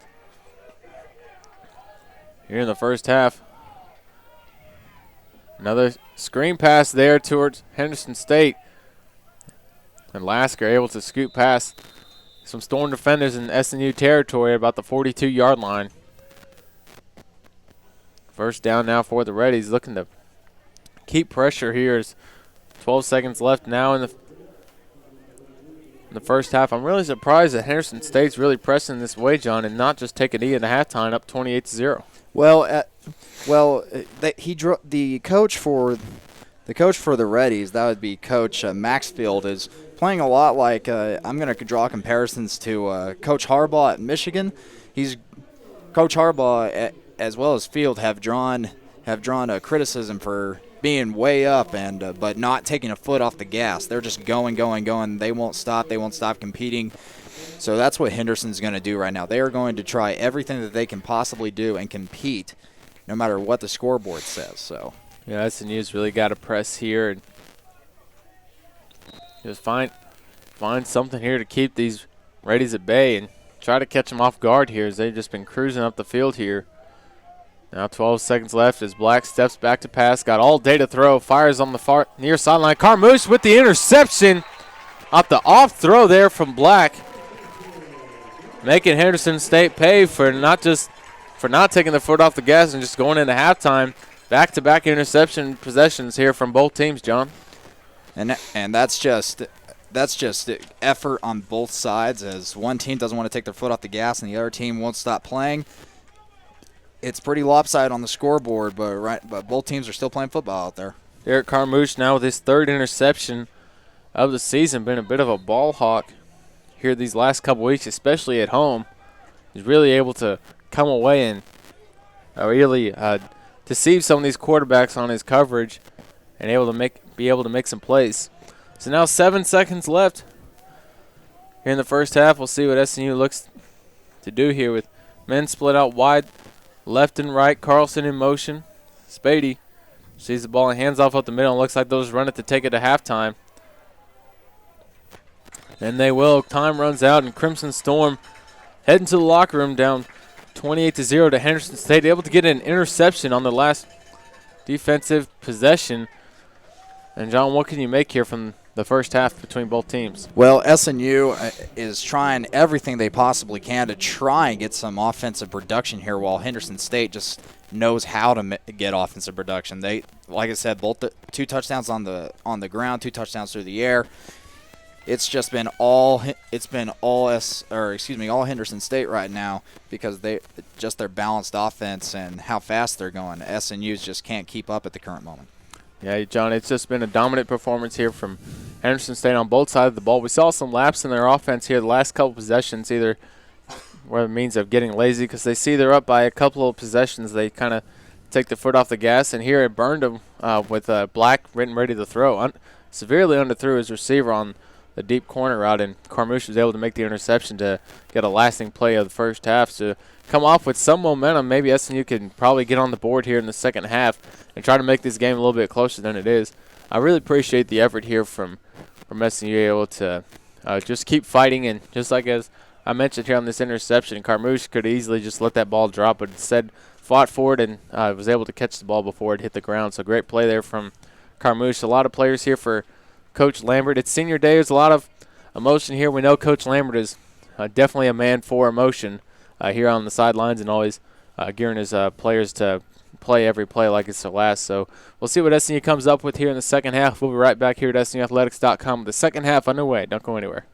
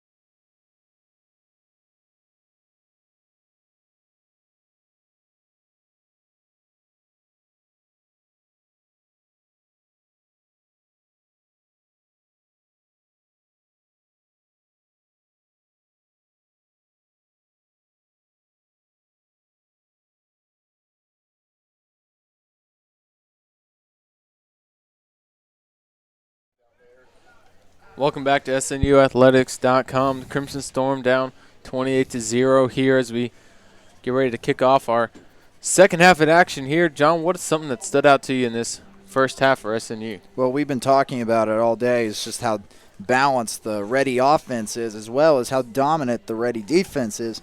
Crimson Storm just can't find a foothold. While, I mean, in both touchdowns that went through the air for the Reddies, the receiver just outran the Crimson Storm defense. I mean, that was all it was. He just threw it, the quarterback Black just threw it up there and ended up coming away with the touchdown because the receiver could outrun the Crimson Storm. So I mean, it's all about just how balanced and the type of athletes that Henderson has, and Henderson has some great athletes over there in Arkadelphia, and SNU is just trying to find something to work with. Yeah, I think you're right, John. It's just some little things that really stack up against the Crimson Storm. As I'm sure Coach Lambert harped on it in the halftime locker room, that they just got to really lock in and stay focused at the task at hand and try to keep this game within reach. Not let Henderson State jump out too far and just try to win this second half, because I would go into it as the halves are 0-0, and you really just try to win this second half and start out with this possession here and with no mistakes and no mental errors. Is kick here from Ray, circling back in the end zone and going back in the end zone, making the catch as Gillis falling out of bounds. SNU will start off with the ball at the 25-yard line, working north to south here, trying to get something going here on this opening possession here, John. Looking at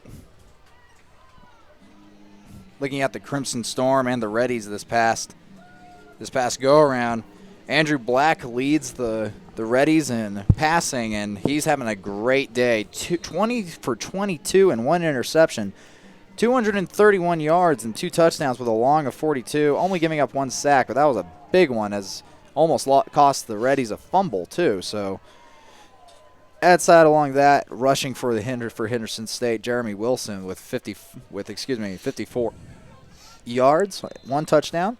On the other side, the Crimson Storm just haven't seemed to find the foothold. Jacob Spady only 2 for 8 with -3 yards passing.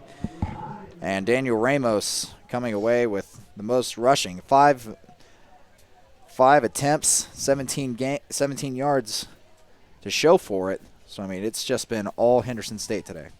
Absolutely, John, as we see the opening rush here from Ramos go for about 1 yard. SNU trying to make something happen here on this opening possession here. Run here on the left side from Ramos, gets trucked by a ready defender, just waiting to smack Ramos. Number 3 there, Gary Vines, on the tackle.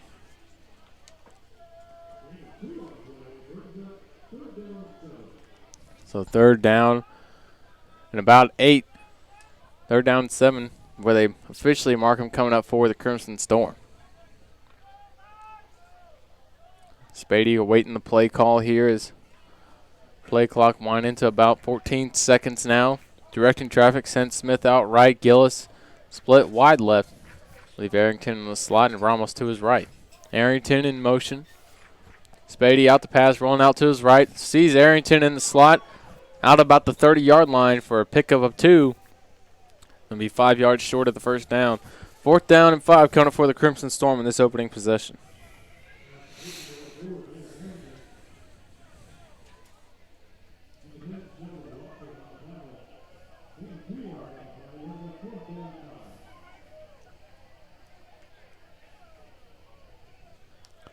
So Anguiano will set back to punt for Crimson Storm as Al Lasker goes back to receive the punt for the Reddies. Punt over the head of Anguiano, circling back towards the end zone. Anguiano just hits it out of the end zone. And that'll result in a safety, I believe, for the Reddies. And so Anguiano, I think, made the right call there to knock it out of bounds for just 2 points to Henderson State versus trying to pick it up and either taking a safety himself in the end zone, getting tackled in the end zone, or trying to punt it out of bounds it would put it about maybe the 20-yard line for Henderson State and just give them an easy touchdown. So I think Anguiano made the right heads-up play there. That is a right heads-up play. I mean, you never want to give up points anyway, but once it's a mistake like that, you just gotta cut your losses and go ahead and just give them the 2. So just a bad break for the Crimson Storm, and I mean today they've been almost spotless in the terms of special teams, which is the one part of their game which has been fine for the Crimson Storm, but just didn't seem to communicate and not execute for the Crimson Storm. Yeah, I think you're right there, John. Able to work the way as SNU with very few mental errors there by the Crimson Storm, but here we see these statistics coming up. SNU now with 2 penalties on the day, and just 2 to 3 for Henderson State for an average of just 15 yards there for Henderson State. So with a couple of mental errors they had there and late in the second half really added up. And now under 13 minutes left as Anguiano sends the kick from the 20-yard line. Receiving the kick at about the 24. The Reddies picking up on the left side with a great run out to the 20, about 20 yards to about the 46, 47-yard line. Henderson State will set up shop for their first drive of the second half, close to SNU territory at about the 47-yard line. Now the Crimson Storm defense will try everything in their power to stay the onslaught that is the Henderson State offense. Black receiving instruction there from sideline. If this lead continues to build, I'd say Black's day will come to a close soon. We'll see if SNU can get a stop here. Black fires out to the right side. Immediately tackled there on the outside. Number 49 for the Crimson Storm, Dorian Harris, with a big stop. 5'9" freshman out of Mansfield, Texas. Who actually has a pick 6 earlier in this season. I believe it was against Arkansas and Monticello on SNU's lone one of the day for the pick 6, trying to continue to build that lead, and just a stellar day for the Storm offense that day. Is run up the middle here from Cole, gets him about 4 up to the 45-yard line. Now 3rd down and 2 coming up for 3rd down and 3 where they mark him. Looks like they marked him short of where his forward progress was, and the ball was stopped. 3rd down and 3 coming up for the Reddies.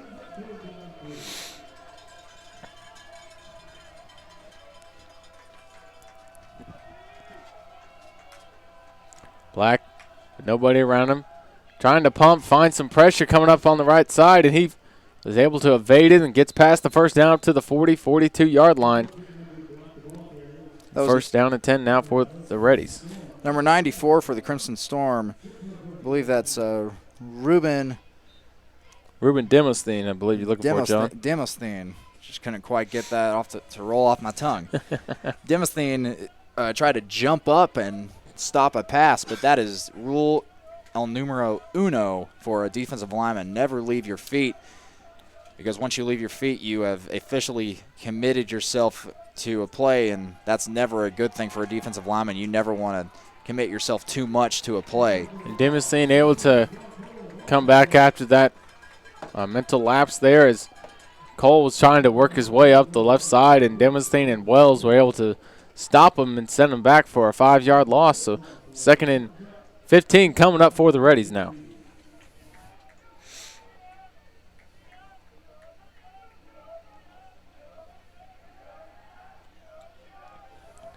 Black directing traffic here. Man out left and right. Wilson to his left. A long 2nd down at 15. We'll see what they do here. They hand off up the right side. Wilson darting past defenders, gets dragged down after a 3-yard gain up to the 42-yard line. 3rd down and 13 coming up for the Reddies.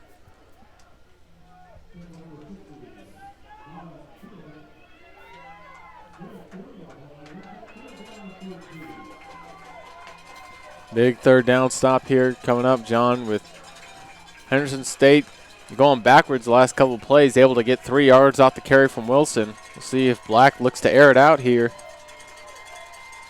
with Twins left, and he's going on the option on the left side. Not much gaining there. Gets a couple yards up to about the 35-yard line. Not enough for a first down. We'll see if the Reddies will either choose to have a short punt here with a short field or go for it even. Well, this is 4th and 6. This is kind of that dead zone, no man's land that we talk about in football. Anywhere between the 35 anywhere between the 40 and the 30-yard line is go for it land. So might as well go for it, which Henderson State will in fact do. Black comes up to the line, changing the play. After trying to draw some Storm defenders offside, shifts the players around and drops back to pass, looking right.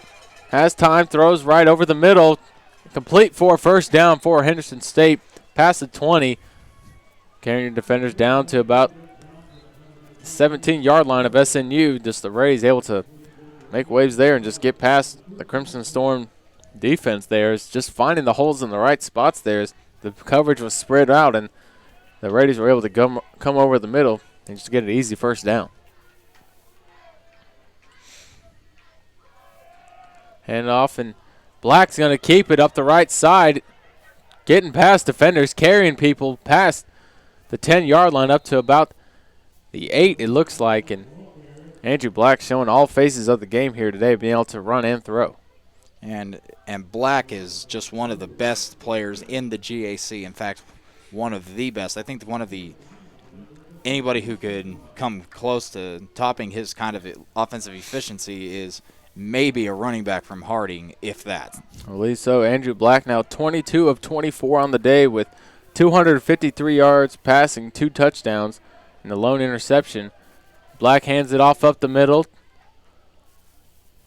And Wilson able to carry it out to about 3, just inside the 3-yard line.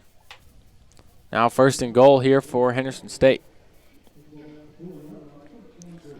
Also some leaders here for the Reddies. Al Lasker with 7 catches for 79 yards and a touchdown. And 20 Lavender with 2 catches, 46 yards and a touchdown. And Black's going to keep it up the middle here, trying to scoot past some defenders for SNU, but gets stopped at the line of scrimmage. 2nd down and goal coming up.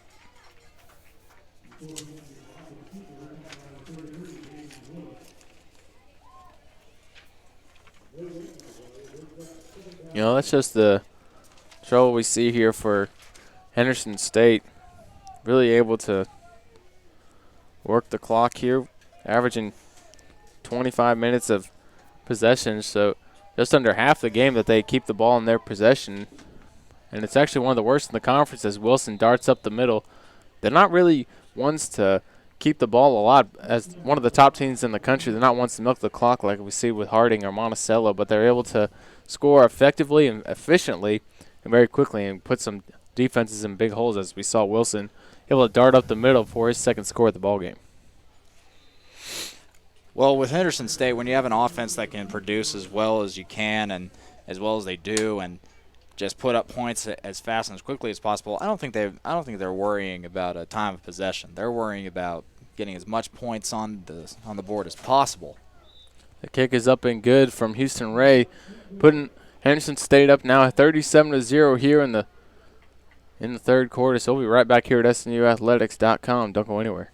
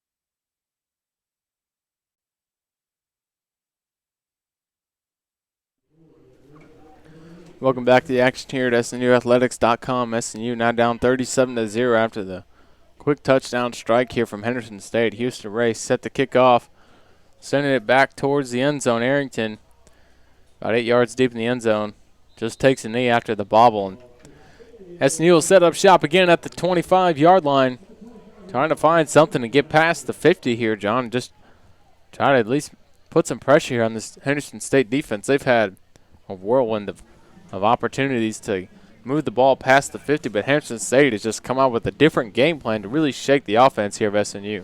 You're right, Connor, they just do it by doing what they do best, is just suffocating offenses on defense. I mean, SNU has tried everything that they possibly can. They've tried throwing it downfield. They've tried doing the option. They've tried the read option. They've tried running it between the tackles. They've tried shuttle passes.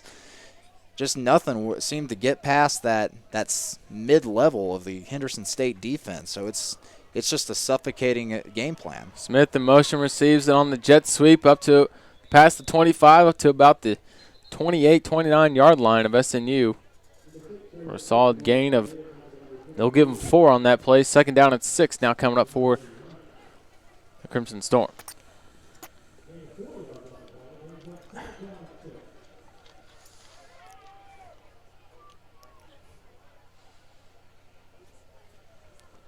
SNU ready in the play here as Carlson now split out right and trips out to the left for the Crimson Storm. And Ramos played majority of this game now. He's out on the sideline, and Saray can't make the grab. I think he's a little gun shy after kind of getting smacked there earlier in the first half on a screenplay. The same type of screenplay set up on the opposite side. Slips out of the hands of Saray. Now third down and 6 coming up for the Crimson Storm. New in at tailback here for the Crimson Storm, Roger Barchiers, 5'10 freshman out of Poto, Oklahoma, getting some action here. We haven't seen a lot of him here this season, able to get some minutes here late in the ballgame, get some more game experience as his career continues to take off. Spady back to pass. Pocket collapsing, and he is sacked for a 4-yard loss there. So protection just broke down. A man came free and just totally wipes out Jacob Spady. 4th down and 12 now coming up for the Crimson Storm. Now that's not on the running back. That's not on Bart Cheers. Bart Cheers back there for the Crimson Storm as in the running back position, but he wasn't responsible for that. He picked up his block. It's just that late blitz coming off the outside tackle coming in for the sack. And so that's not just a breakdown in coverage. That's just great scheming for the Henderson State Reddies. Anguiano able to get this kickoff, bounces at the 50, takes an SC bounces from the 45, jumping to about the 41-yard line. Henderson State will take their second possession of the ball game around the 41-yard line. Just try to keep putting pressure here on this SNU defense. I think you said it, John, they're really looking towards the game against Ouachita Baptist. And so Henderson State will set up at the 41-yard line, up 37-0 with 5:39 left in the third quarter. We'll be right back at SNUathletics.com.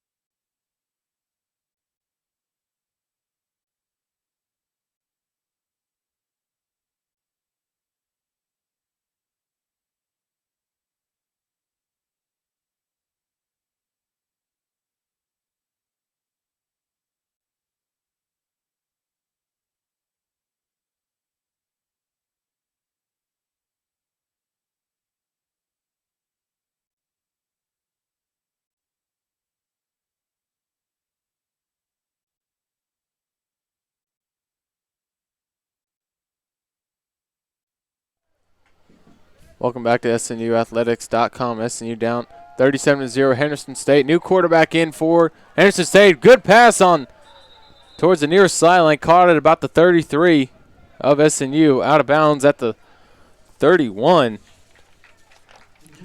Again, new quarterback in here for Henderson State, able to make some things happen here on his first pass attempt. Evan Lassiter, the southpaw, in for Henderson State.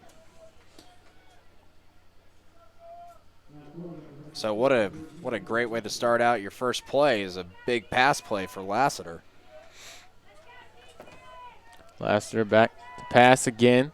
Firing up the right side. Got a man open in double coverage as Carmouche was closing in on the receiver. Just slips out of the hands. And now 2nd down and 10 coming up for Henderson State after the big pass play from Lassiter towards the near sideline here. Incomplete on the second throw of the game.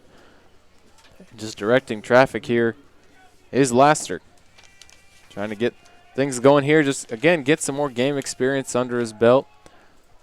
Hands and throws it off the right side for big first down now for Henderson State up to about the 15-yard line of SNU. Just really moving the ball. It doesn't seem to matter who's the quarterback for Henderson State. They're able to make things happen and keep these plays alive and moving.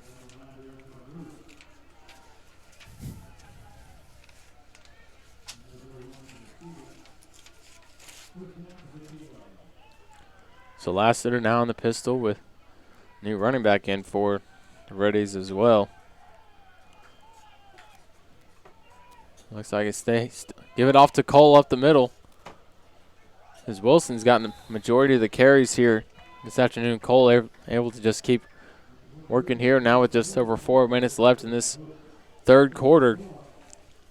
Just trying to milk the clock here and try to make SNU pay. A lot of hands on hips here, John, for these SNU defenders. They've got to be gassed at this point in this ballgame with how fast Henderson State's able to get up to the line. As Lassiter fakes the handoff, throwing right.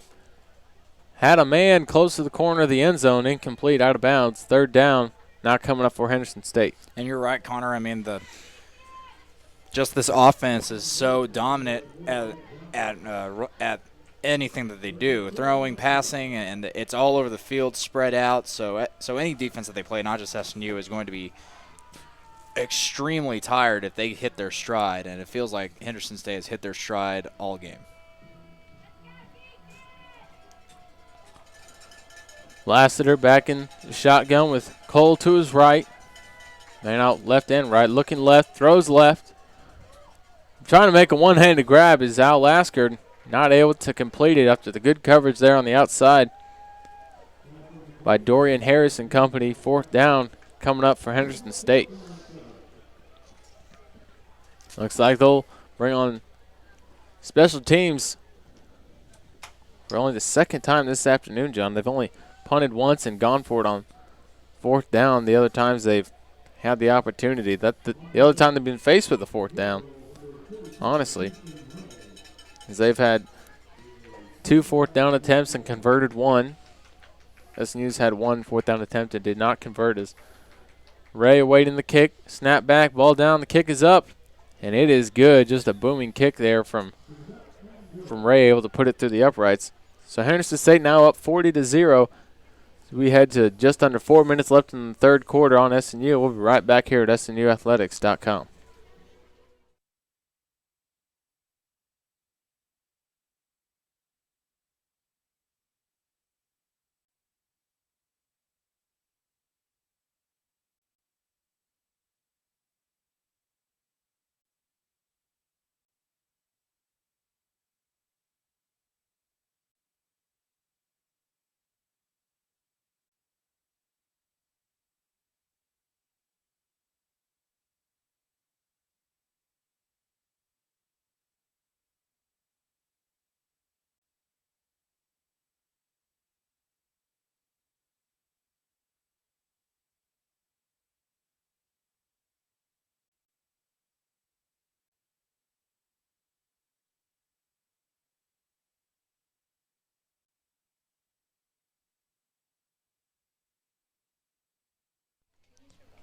Kickoff from Henderson State, angling towards the back of the end zone, and Arrington and Gillis will just let this one hang back. So SNU will again set up at the 25-yard line, trying to mount some sort of offensive performance here on the afternoon, John. Just been a struggling performance here for SNU. look at some stats. 14 rushing yards for SNU, -1 passing for 13 total yards. Right on the flip side for Henderson State, 154 rushing yards and 297 passing. 29 of 24 passing with 1 interception. And came at the end of the first half, and 451 total yards and averaging 7.27 yards per play, John. Just an outstanding performance here for Henderson State.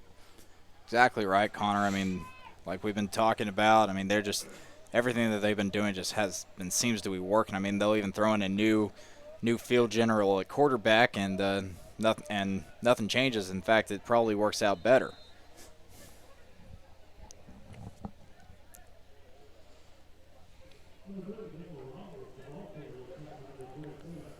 Hand off to Ramos up the middle, goes for 2 yards on the play.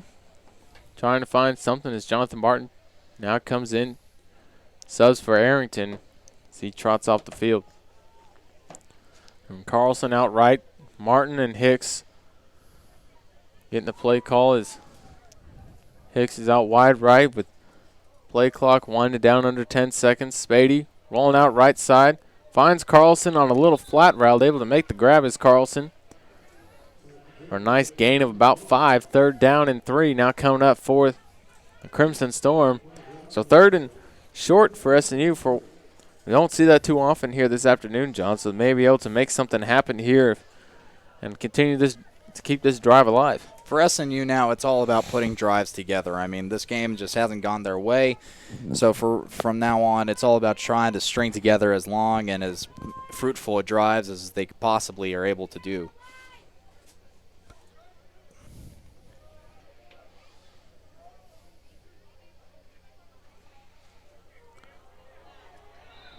So the play here from Spady rolling out left, just breakdown in possession here, breakdown in protection here.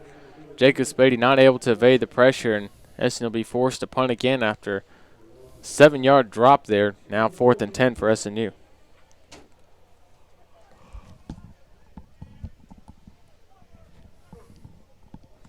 Anguiano back, ready to receive the punt here, and Al Lasker back to receive the kick from Anguiano. Snap back, ball's up, and it's a high spiral kick around the 43-yard line. Lasker makes the grab and for the fair catch at the 45-yard line of SNU. So another great field position here for Henderson State as SNU's failing to move the ball here this afternoon, John. Just setting up Henderson State with some great position. I mean, and whenever you're punting from inside your own 30 every single time, I mean, Carlos Anguiano, as good as he is, it's not that he can't, it's just that he's not developed enough as a punter to really flip the field yet. I think that'll change in the upcoming years, but right now he just doesn't have quite the leg to flip a huge field, and whenever you're punting inside your 30, it really doesn't help. Yeah, it kind of makes it strain on your defense a little bit, but they keep playing with a short field around their 50 constantly. As Lassiter now out to throw on the right side, finds his man, darting past the 40-yard line up to the 36, 37 of the Crimson Storm. Just one play like that up into SNU territory. As this third quarter continues to wind down with a minute and a half left, Henderson State really utilizing their possessions here with their second units coming in, making SNU pay here on defense.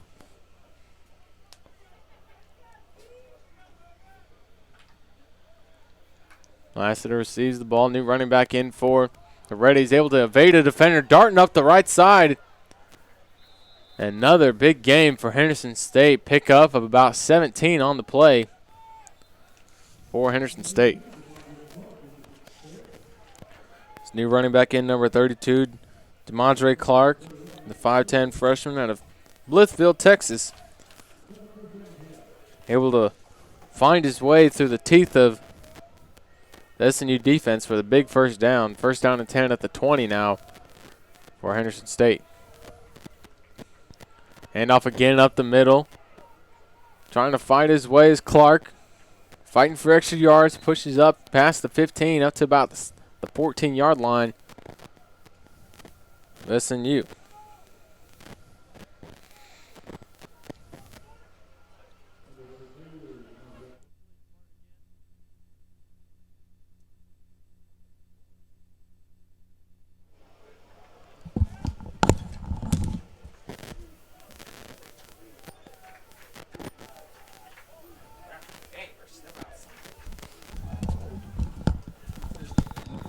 play here from Lassiter.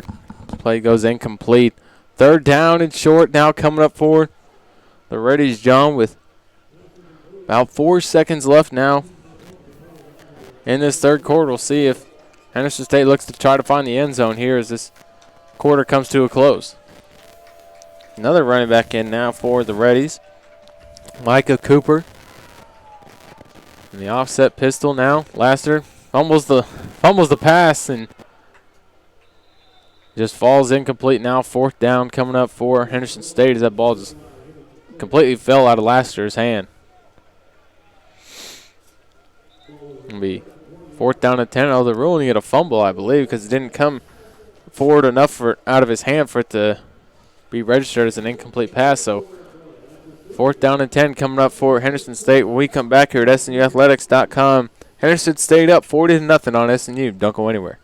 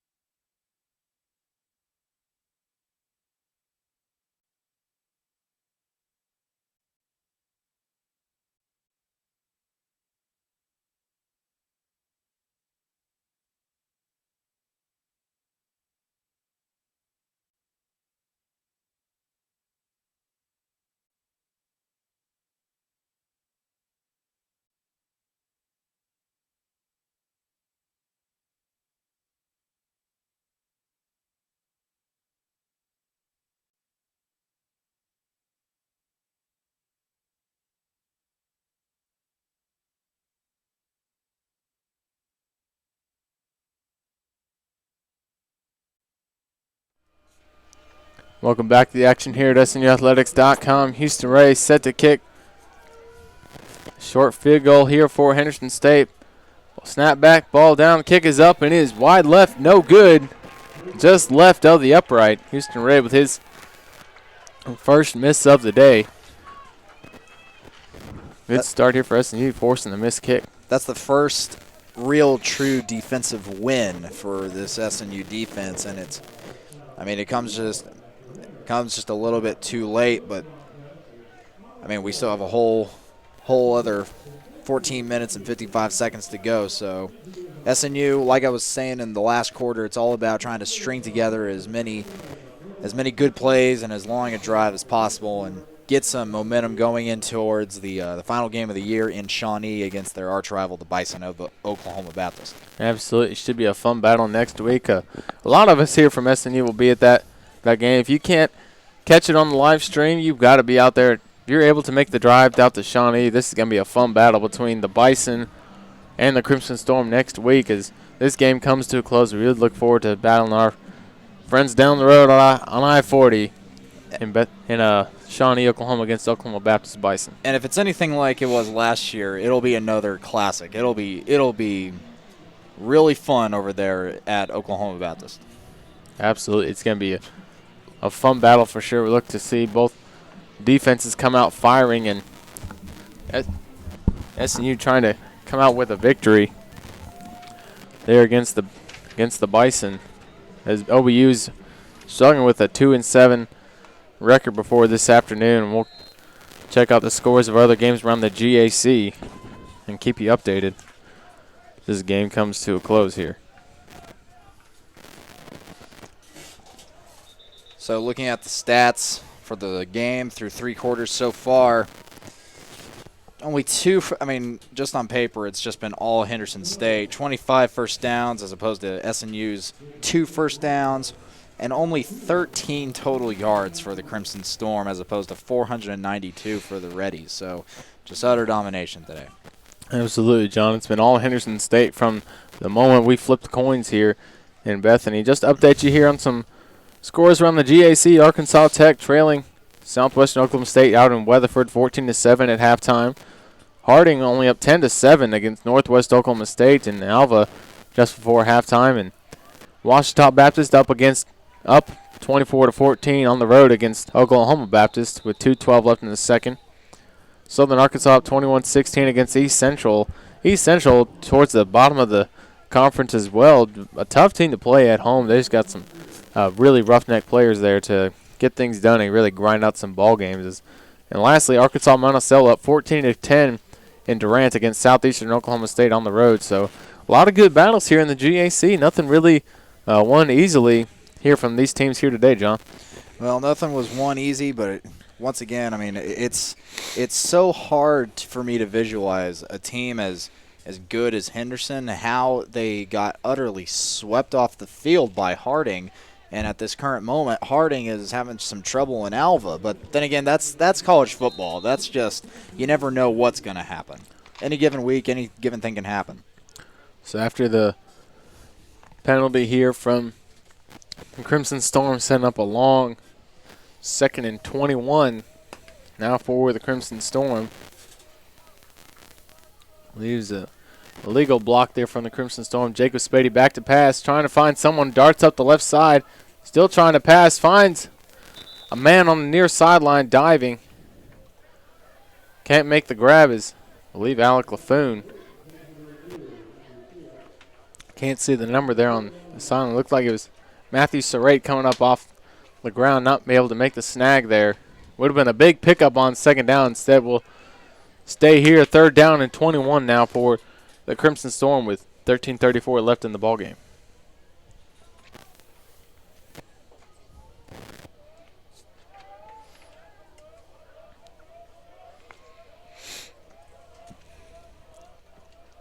Spady directing traffic here. Back to pass. Trying to find a man. Rolls over to his left. He's got Alec LaFoon deep down the middle. He's open.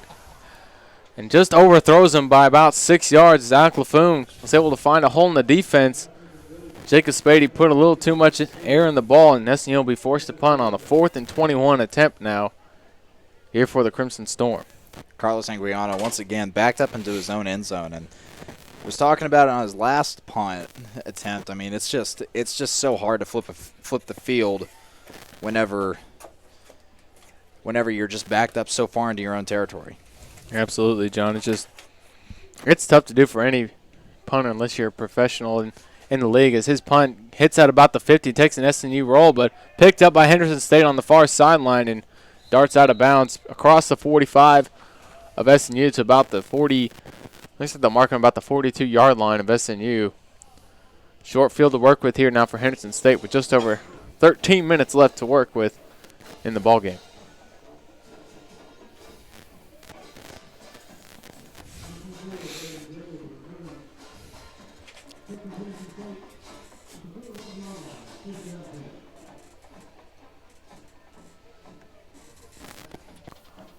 Henderson State now with Lassiter in the backfield with, I believe, Clark to his left, hands it off out the middle, able to trying to get past this SNU defensive front, but able to make the stop. Miles Roll coming up the middle for the stop for the Crimson Storm. As Micah Cooper is trying to make his way through, couldn't get through the teeth of the defense with Marine Biletek and Zach Lloyd and company able to make things difficult here for this front line.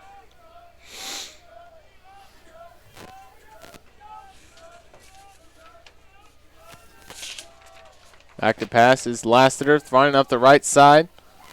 Fighting through some ready defenders and some SNU defenders. Zach Lloyd with a big tackle from behind, forced the fumble, and SNU's got it.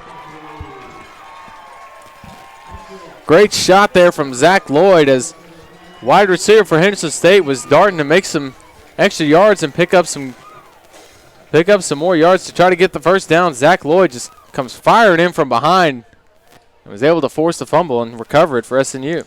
Now, when you're a receiver, I mean, I don't care how good you are. I mean, if you try to break a tackle as in that kind of area of the field towards the sideline and try to get some extra yards, watch out because somebody's coming. Somebody was coming. Yeah, somebody was coming. In this case, it's Zach Lloyd, and Zach Lloyd once again makes him pay. So when you're a receiver like that and you break a tackle, just get out of bounds, if anything.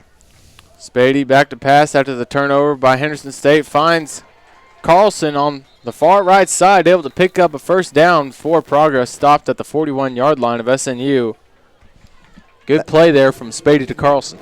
That's been the longest pass completion of the day so far for Jacob Spady. It only goes for about 11 yards. It just goes to the testament of how good Henderson has been today on defense. So SNU now up to 16 yards passing with Jacob Spady on 5 of 14 throws, and SNU's total offense has just been abysmal here, just been absolutely erased here by this Henderson State attack.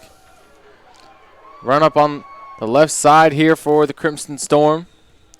Number 20, Quincy Whitfield, getting his first dose of action in quite some time. We've hardly seen Whitfield. He was used quite a bit last year in a mix with Terrence Olds. In fact, actually got the start when Olds went out with an ankle injury last season. Well, he's been having to deal with some knee and ankle problems of himself this year, and I'm actually in a couple classes with him, and we were talking to each other, and it's just he wants to get out there. It's just that he's not feeling 100%, but apparently he's out there now just trying to get some reps.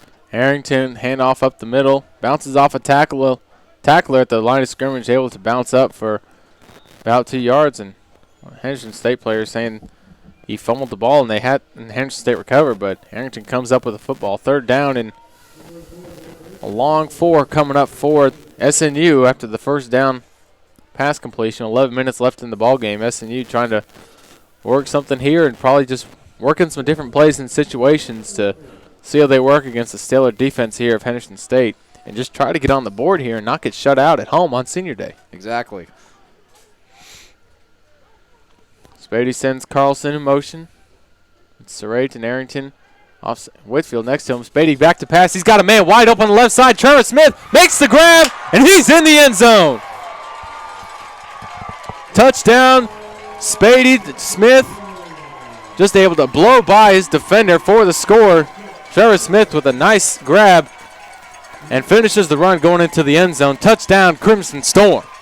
I mean, and it took most of the game, but finally SNU finds a break in the defense, and they're able to exploit it. I mean, a break that just seems unbelievable so far. SNU able to get on the board. I guess the ears were burning when I was just talking about them not being shut out here at home on Senior Day, and the senior Trevor Smith is able to make the grab and score on his last home game here at SNU. Anguiano, snap back, ball down, the kick is on the way, and it is good. Crimson Storm get on the board here with 10:31 left here in the fourth quarter. As Henderson State will receive the ball when we come back here at SNUathletics.com, up 40-7 on SNU. We'll be right back here at SNUathletics.com.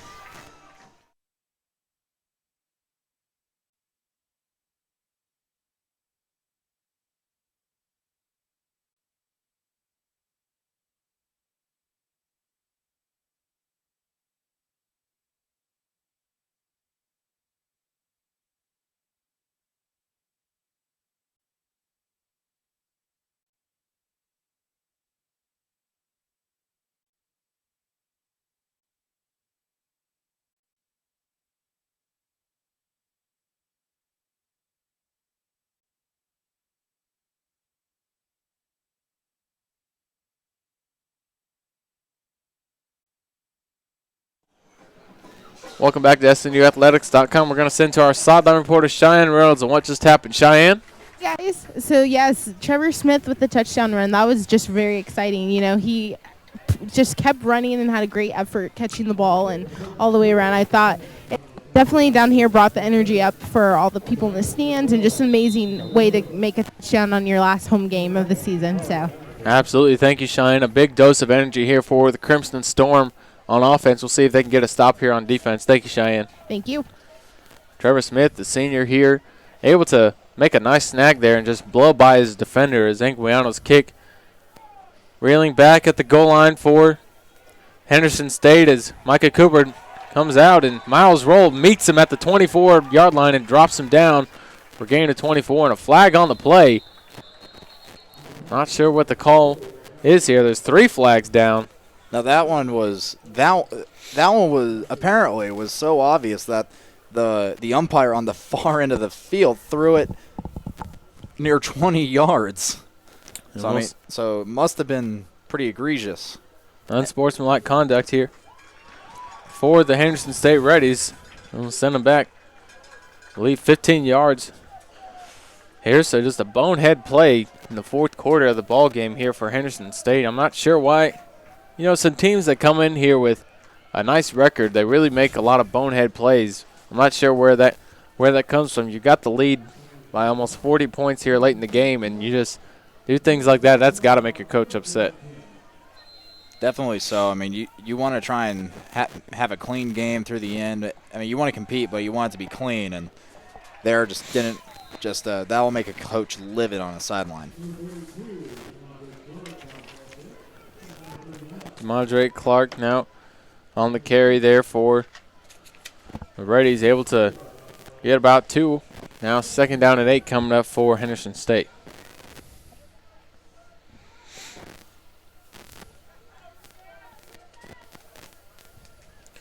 Lassiter back now in the shotgun with Demondrate to his left and hands it off up the right side, able to get a couple there to about 3 to the 19-yard line of Henderson State. 3rd down and 3.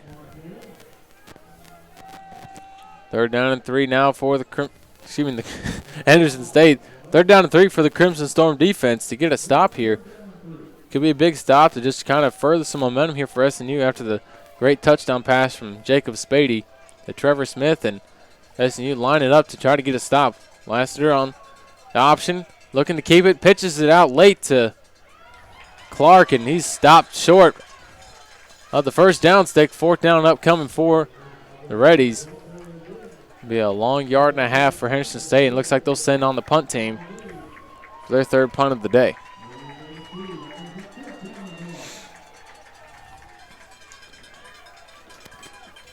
Two punts on the day now for Henderson State. Cody Michael. And SNU is looking to come block this punt here. Trevor Smith coming onto the field late. Trying to find a hole in here, and Henderson State just sends it away. A knuckleball kick dropping at the 47. Takes a Henderson State bounce just past the 50 out to the 45 of SNU. So nice looking punt there, but a short field now for SNU to work with. When we come back here at SNUathletics.com, SNU takes the field.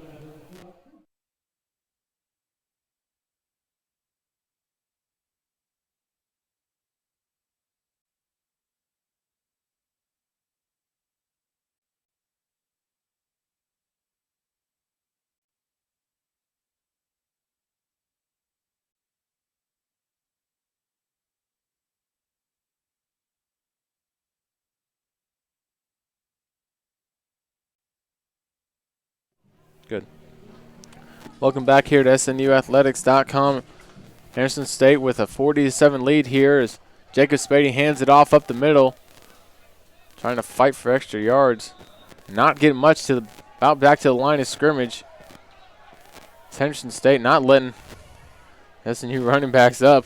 There's just some chippiness going on here these last couple minutes between players as John Clark coming stumbling here as Roger Burt. Believe number 24, Roger Barcheers, on the carry, coming up finally after Henderson State lets him up.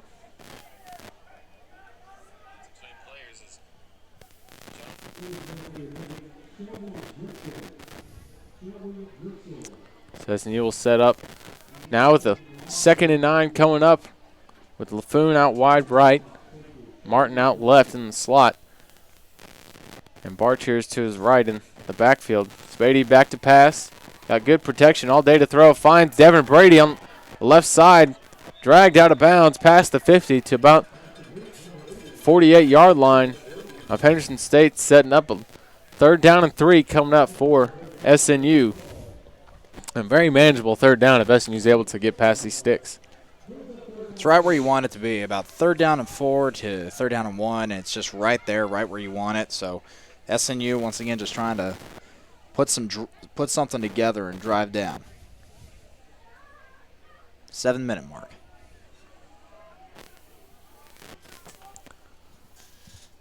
Spady sends Arrington in motion out wide right. Spady back to pass. Has Arrington wide open. Past the 1st down for the Crimson Storm. Fresh set of downs coming up for SNU. Great looking pass there from Spady, and some nice blocking on the edge to be able to set up some room for him to work with there on the outside. Yeah. He got about 2 to 3 yards right there, right after the catch. So Arrington just sets up shop right there with a little hitch route. Right there, no one's around him for at least 10 yards and just gets out of bounds. Good play. Spady now in with Whitfield to his right, LaFoon out left, Brady out right, and Smith and Arrington. Smith goes in motion now. Spady out to pass. Looking for somebody. Finds Arrington wide open and tipped and intercepted the 20-yard line by the Reddies. Coming up the right side. He's got some room. And he's dropped about the 40-yard line of Henderson State. So SNU with some momentum there on that play. Just Arrington can't hang on to the ball. There's a little bit behind him, so it's a tough adjustment for Arrington to make in stride. And Henderson State will set up shop after the SNU turnover.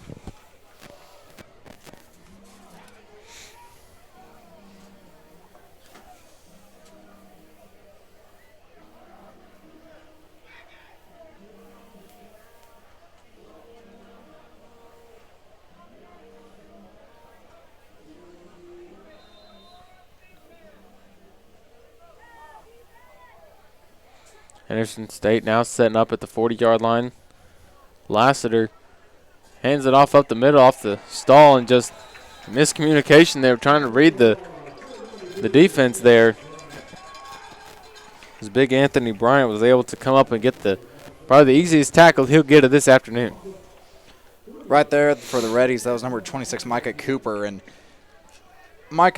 Cooper's just a freshman, so he was just wanting to take the ball and go get something, but I think that Lassiter is just trying to pull it away, so it's just a internal struggle in the backfield, and Anthony Bryant's just like, I'll take that any day. Just sit on down there. Lassiter back to throw, finds his man on the near sideline and dropped just short of the first down at the 49-yard line of Henderson State. And they're actually going to give it to him. I think that nearly. Oh no, they mark him short. It looked like the official was giving the motion for a first down, but we're staying here for 3rd down and 1 now coming up for Henderson State. 5 minutes left on the clock. Lassiter making a change here from the sideline. Sets up now with the offset pistol formation. Sends Cooper motion behind him. Sees the ball, handoff up the middle. Cooper with a big hole up the middle, bursting through up to the 40-yard line of SNU. Big first down there for Henderson State.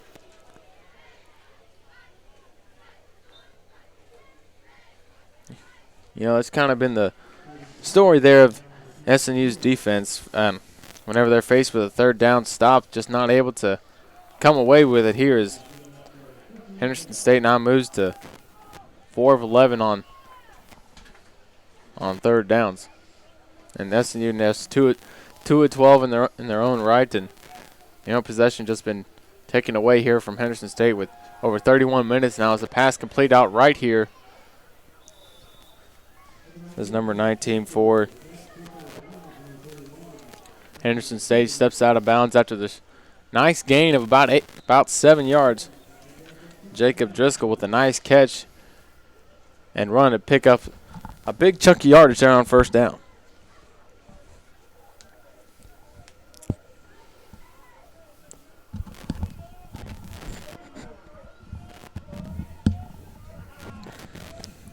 Lassiter back him. Pistol with Cooper offset to his right. Pumps, throws, and miscommunication on the route there between Lassiter and his receiver. As Breon Jackson and Dorian Harris were both fighting to try to get that interception as the ball sails out of bounds. If they were able to communicate on that play, I think that Henderson State's got a touchdown on that play, John. I think that they are too. I mean, no one's around there. I mean, it's just a clear avenue to the end zone right on the sideline. So, just right now, you can tell that Henderson's got their subs in. So, not everything's not going to be pristine, but it's just going to be just enough to get some depth and get some things going as they have one more game in the season left for sure, and it's against their arch rivals.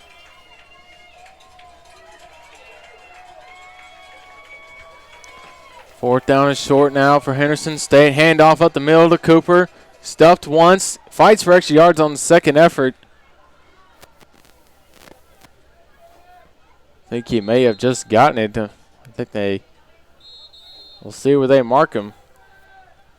They're going to bring out the chains here to measure. It looked like Cooper had just gotten the ball past that first down mark. And officials confirm to look at the spot. And here come the chains to get an accurate measurement here. We'll see if it's SNU ball or if Henderson State continues their possession with just under 3 minutes left.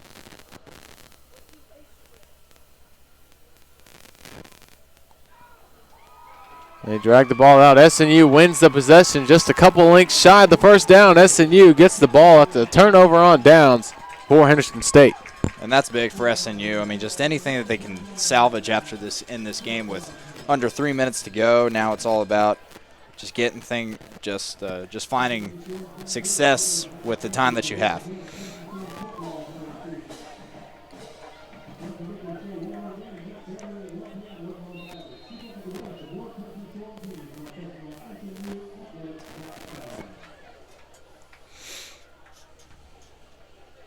SNU now setting up shop with Spady in the shotgun with Arrington to his left and new running back again to his right.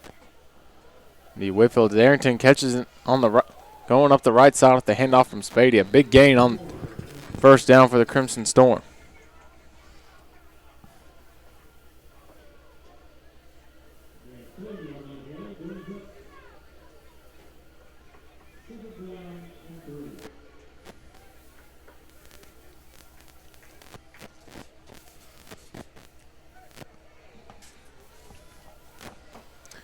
So after the big run on first down, a gain of 8, Spady shotgun sends a man in motion here for the Crimson Storm. Christian Stitt now in the ball game for SNU, getting up some big blocks there on the right side is SNU freeing up Whitfield on the right.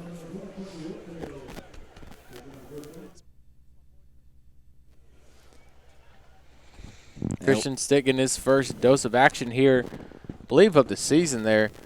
John, the junior out of Dover, Oklahoma, doing what he can when his number's called here late in this ball game. A flag on the play here. We will send SNU backwards. I believe we had a holding call there against the Crimson Storm, sending them back. It's set up now with 2nd down and 8. Back to 2nd down and 8 for the Crimson Storm.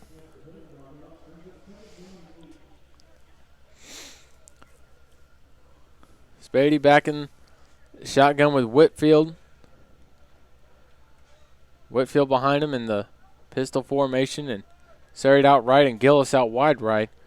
See if they look to air it out here or just keep handing it off to Serried and Whitfield. And he does. Whitfield up the right, cuts back left, and trying to get past some defenders from the 36 out up to about the 38-yard line. Pickup of about 1.5 yards there. 3rd down and long coming out for Crimson Storm.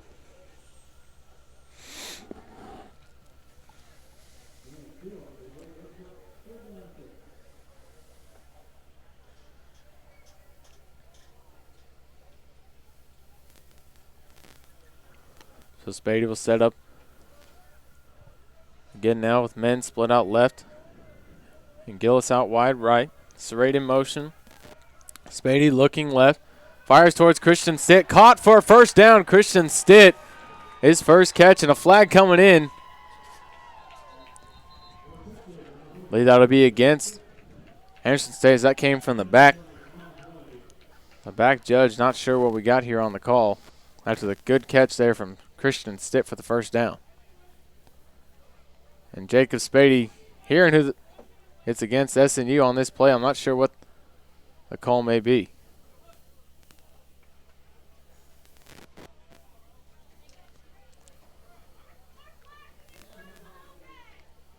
Oh, it's an ineligible receiver downfield as one of SNU's linemen just got a little bit too excited there.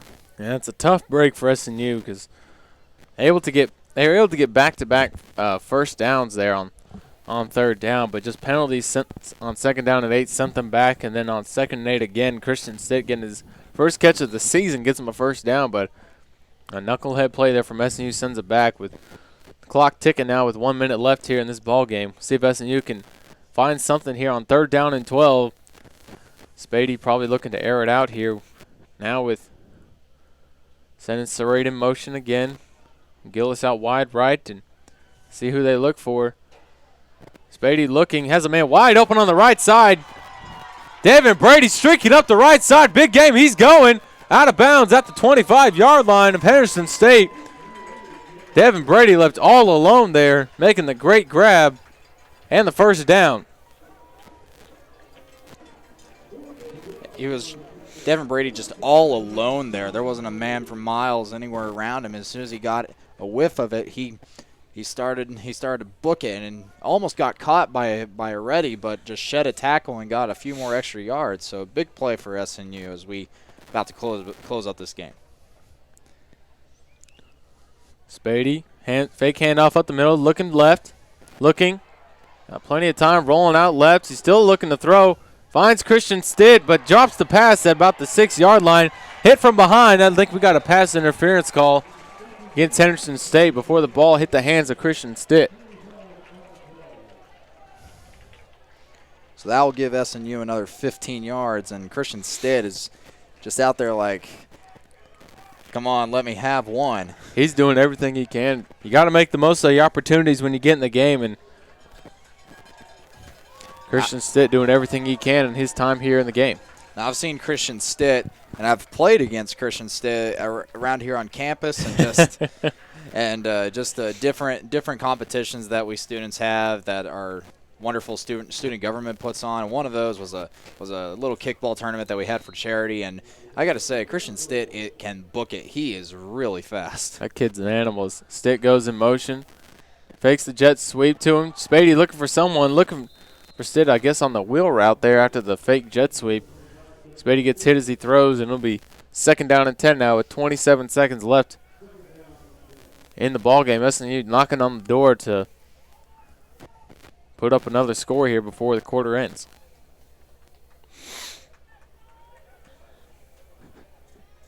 Spady receiving instruction from the sideline, getting the play call. He's got Whitfield in his backfield with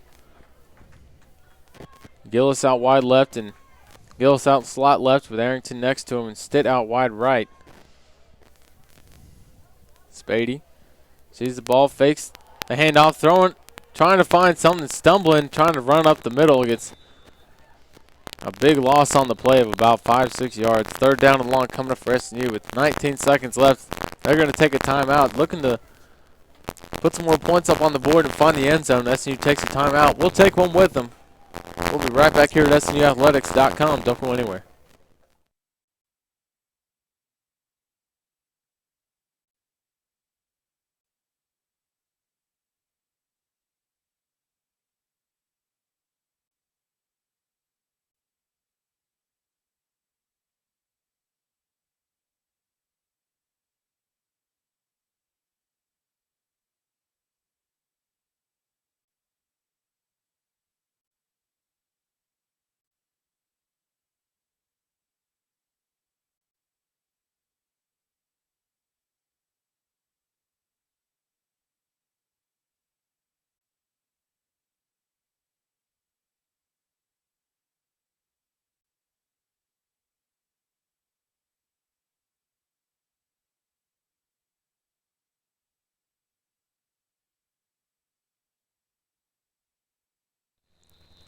Welcome back to the action here at SNUathletics.com. SNU knocking on the door here to put the ball in the end zone with 19 seconds left.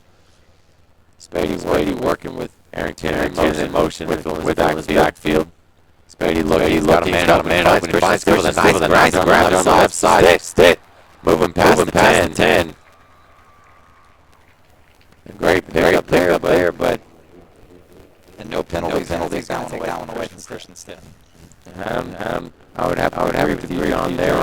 Is Stitt able to get inside the 10 up to 9. Fourth down and 9. He's Got to find the end zone here on this play.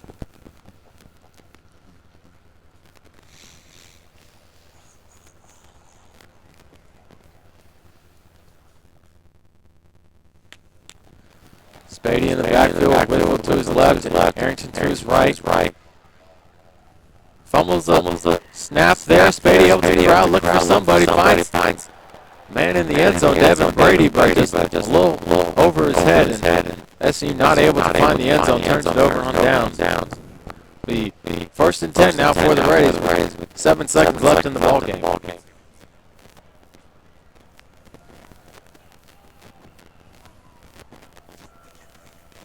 So on that possession there, John, SU really able to work with it and find some open players that haven't really been accustomed to seeing called. We saw Devin Brady on a big pass play to set them up inside the 20, close to the 20 of SMU, and Christian Stitt able to work his way through the defense and pick up a couple of first downs here on that drive. Just couldn't find the end zone as Henderson State gets the victory formation.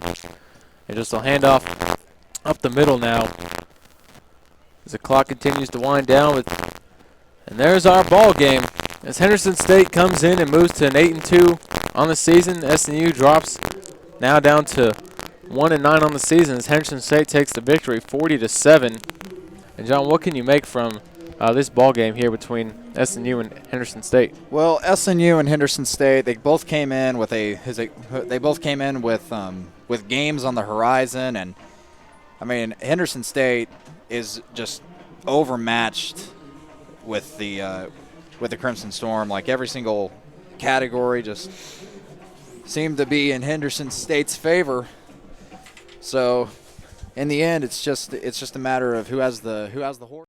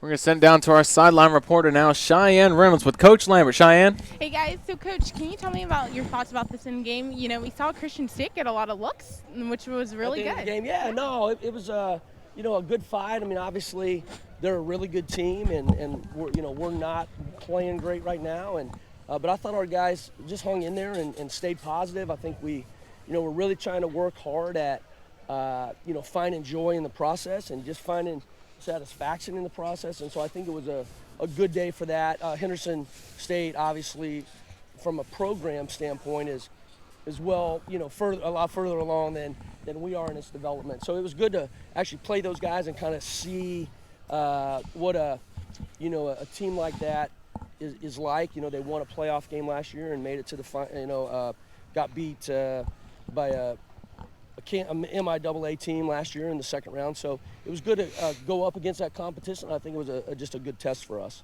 And one more thing. So what can you say about just sending off with our seniors, their last home game? Yeah. So. Well, they have been through, a lot and a lot of loss. I think a lot of grief. I'm the third head coach they've had. Who knows about coordinators and position coaches. And so they have just stayed so positive through this whole thing, which is something that I'm so impressed with, because they've been able to stay positive.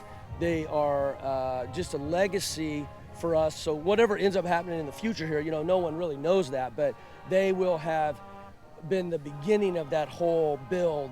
And so I just, I'm so grateful to them for accepting us and embracing us and really working hard towards something, a final product where they maybe aren't going to be able to experience it as players. And so my hope for them is that someday they can come back and experience their hopes and dreams for the program as alumni, even though they weren't able to as players. So. Absolutely. Well, thank you, and good luck next week Yeah, against thanks for OVU. everything. See you Thank later. you. Yeah, bye. All right, that was head coach Andy Lambert with our sideline reporter Cheyenne Reynolds. Thank you, Cheyenne. Thank you.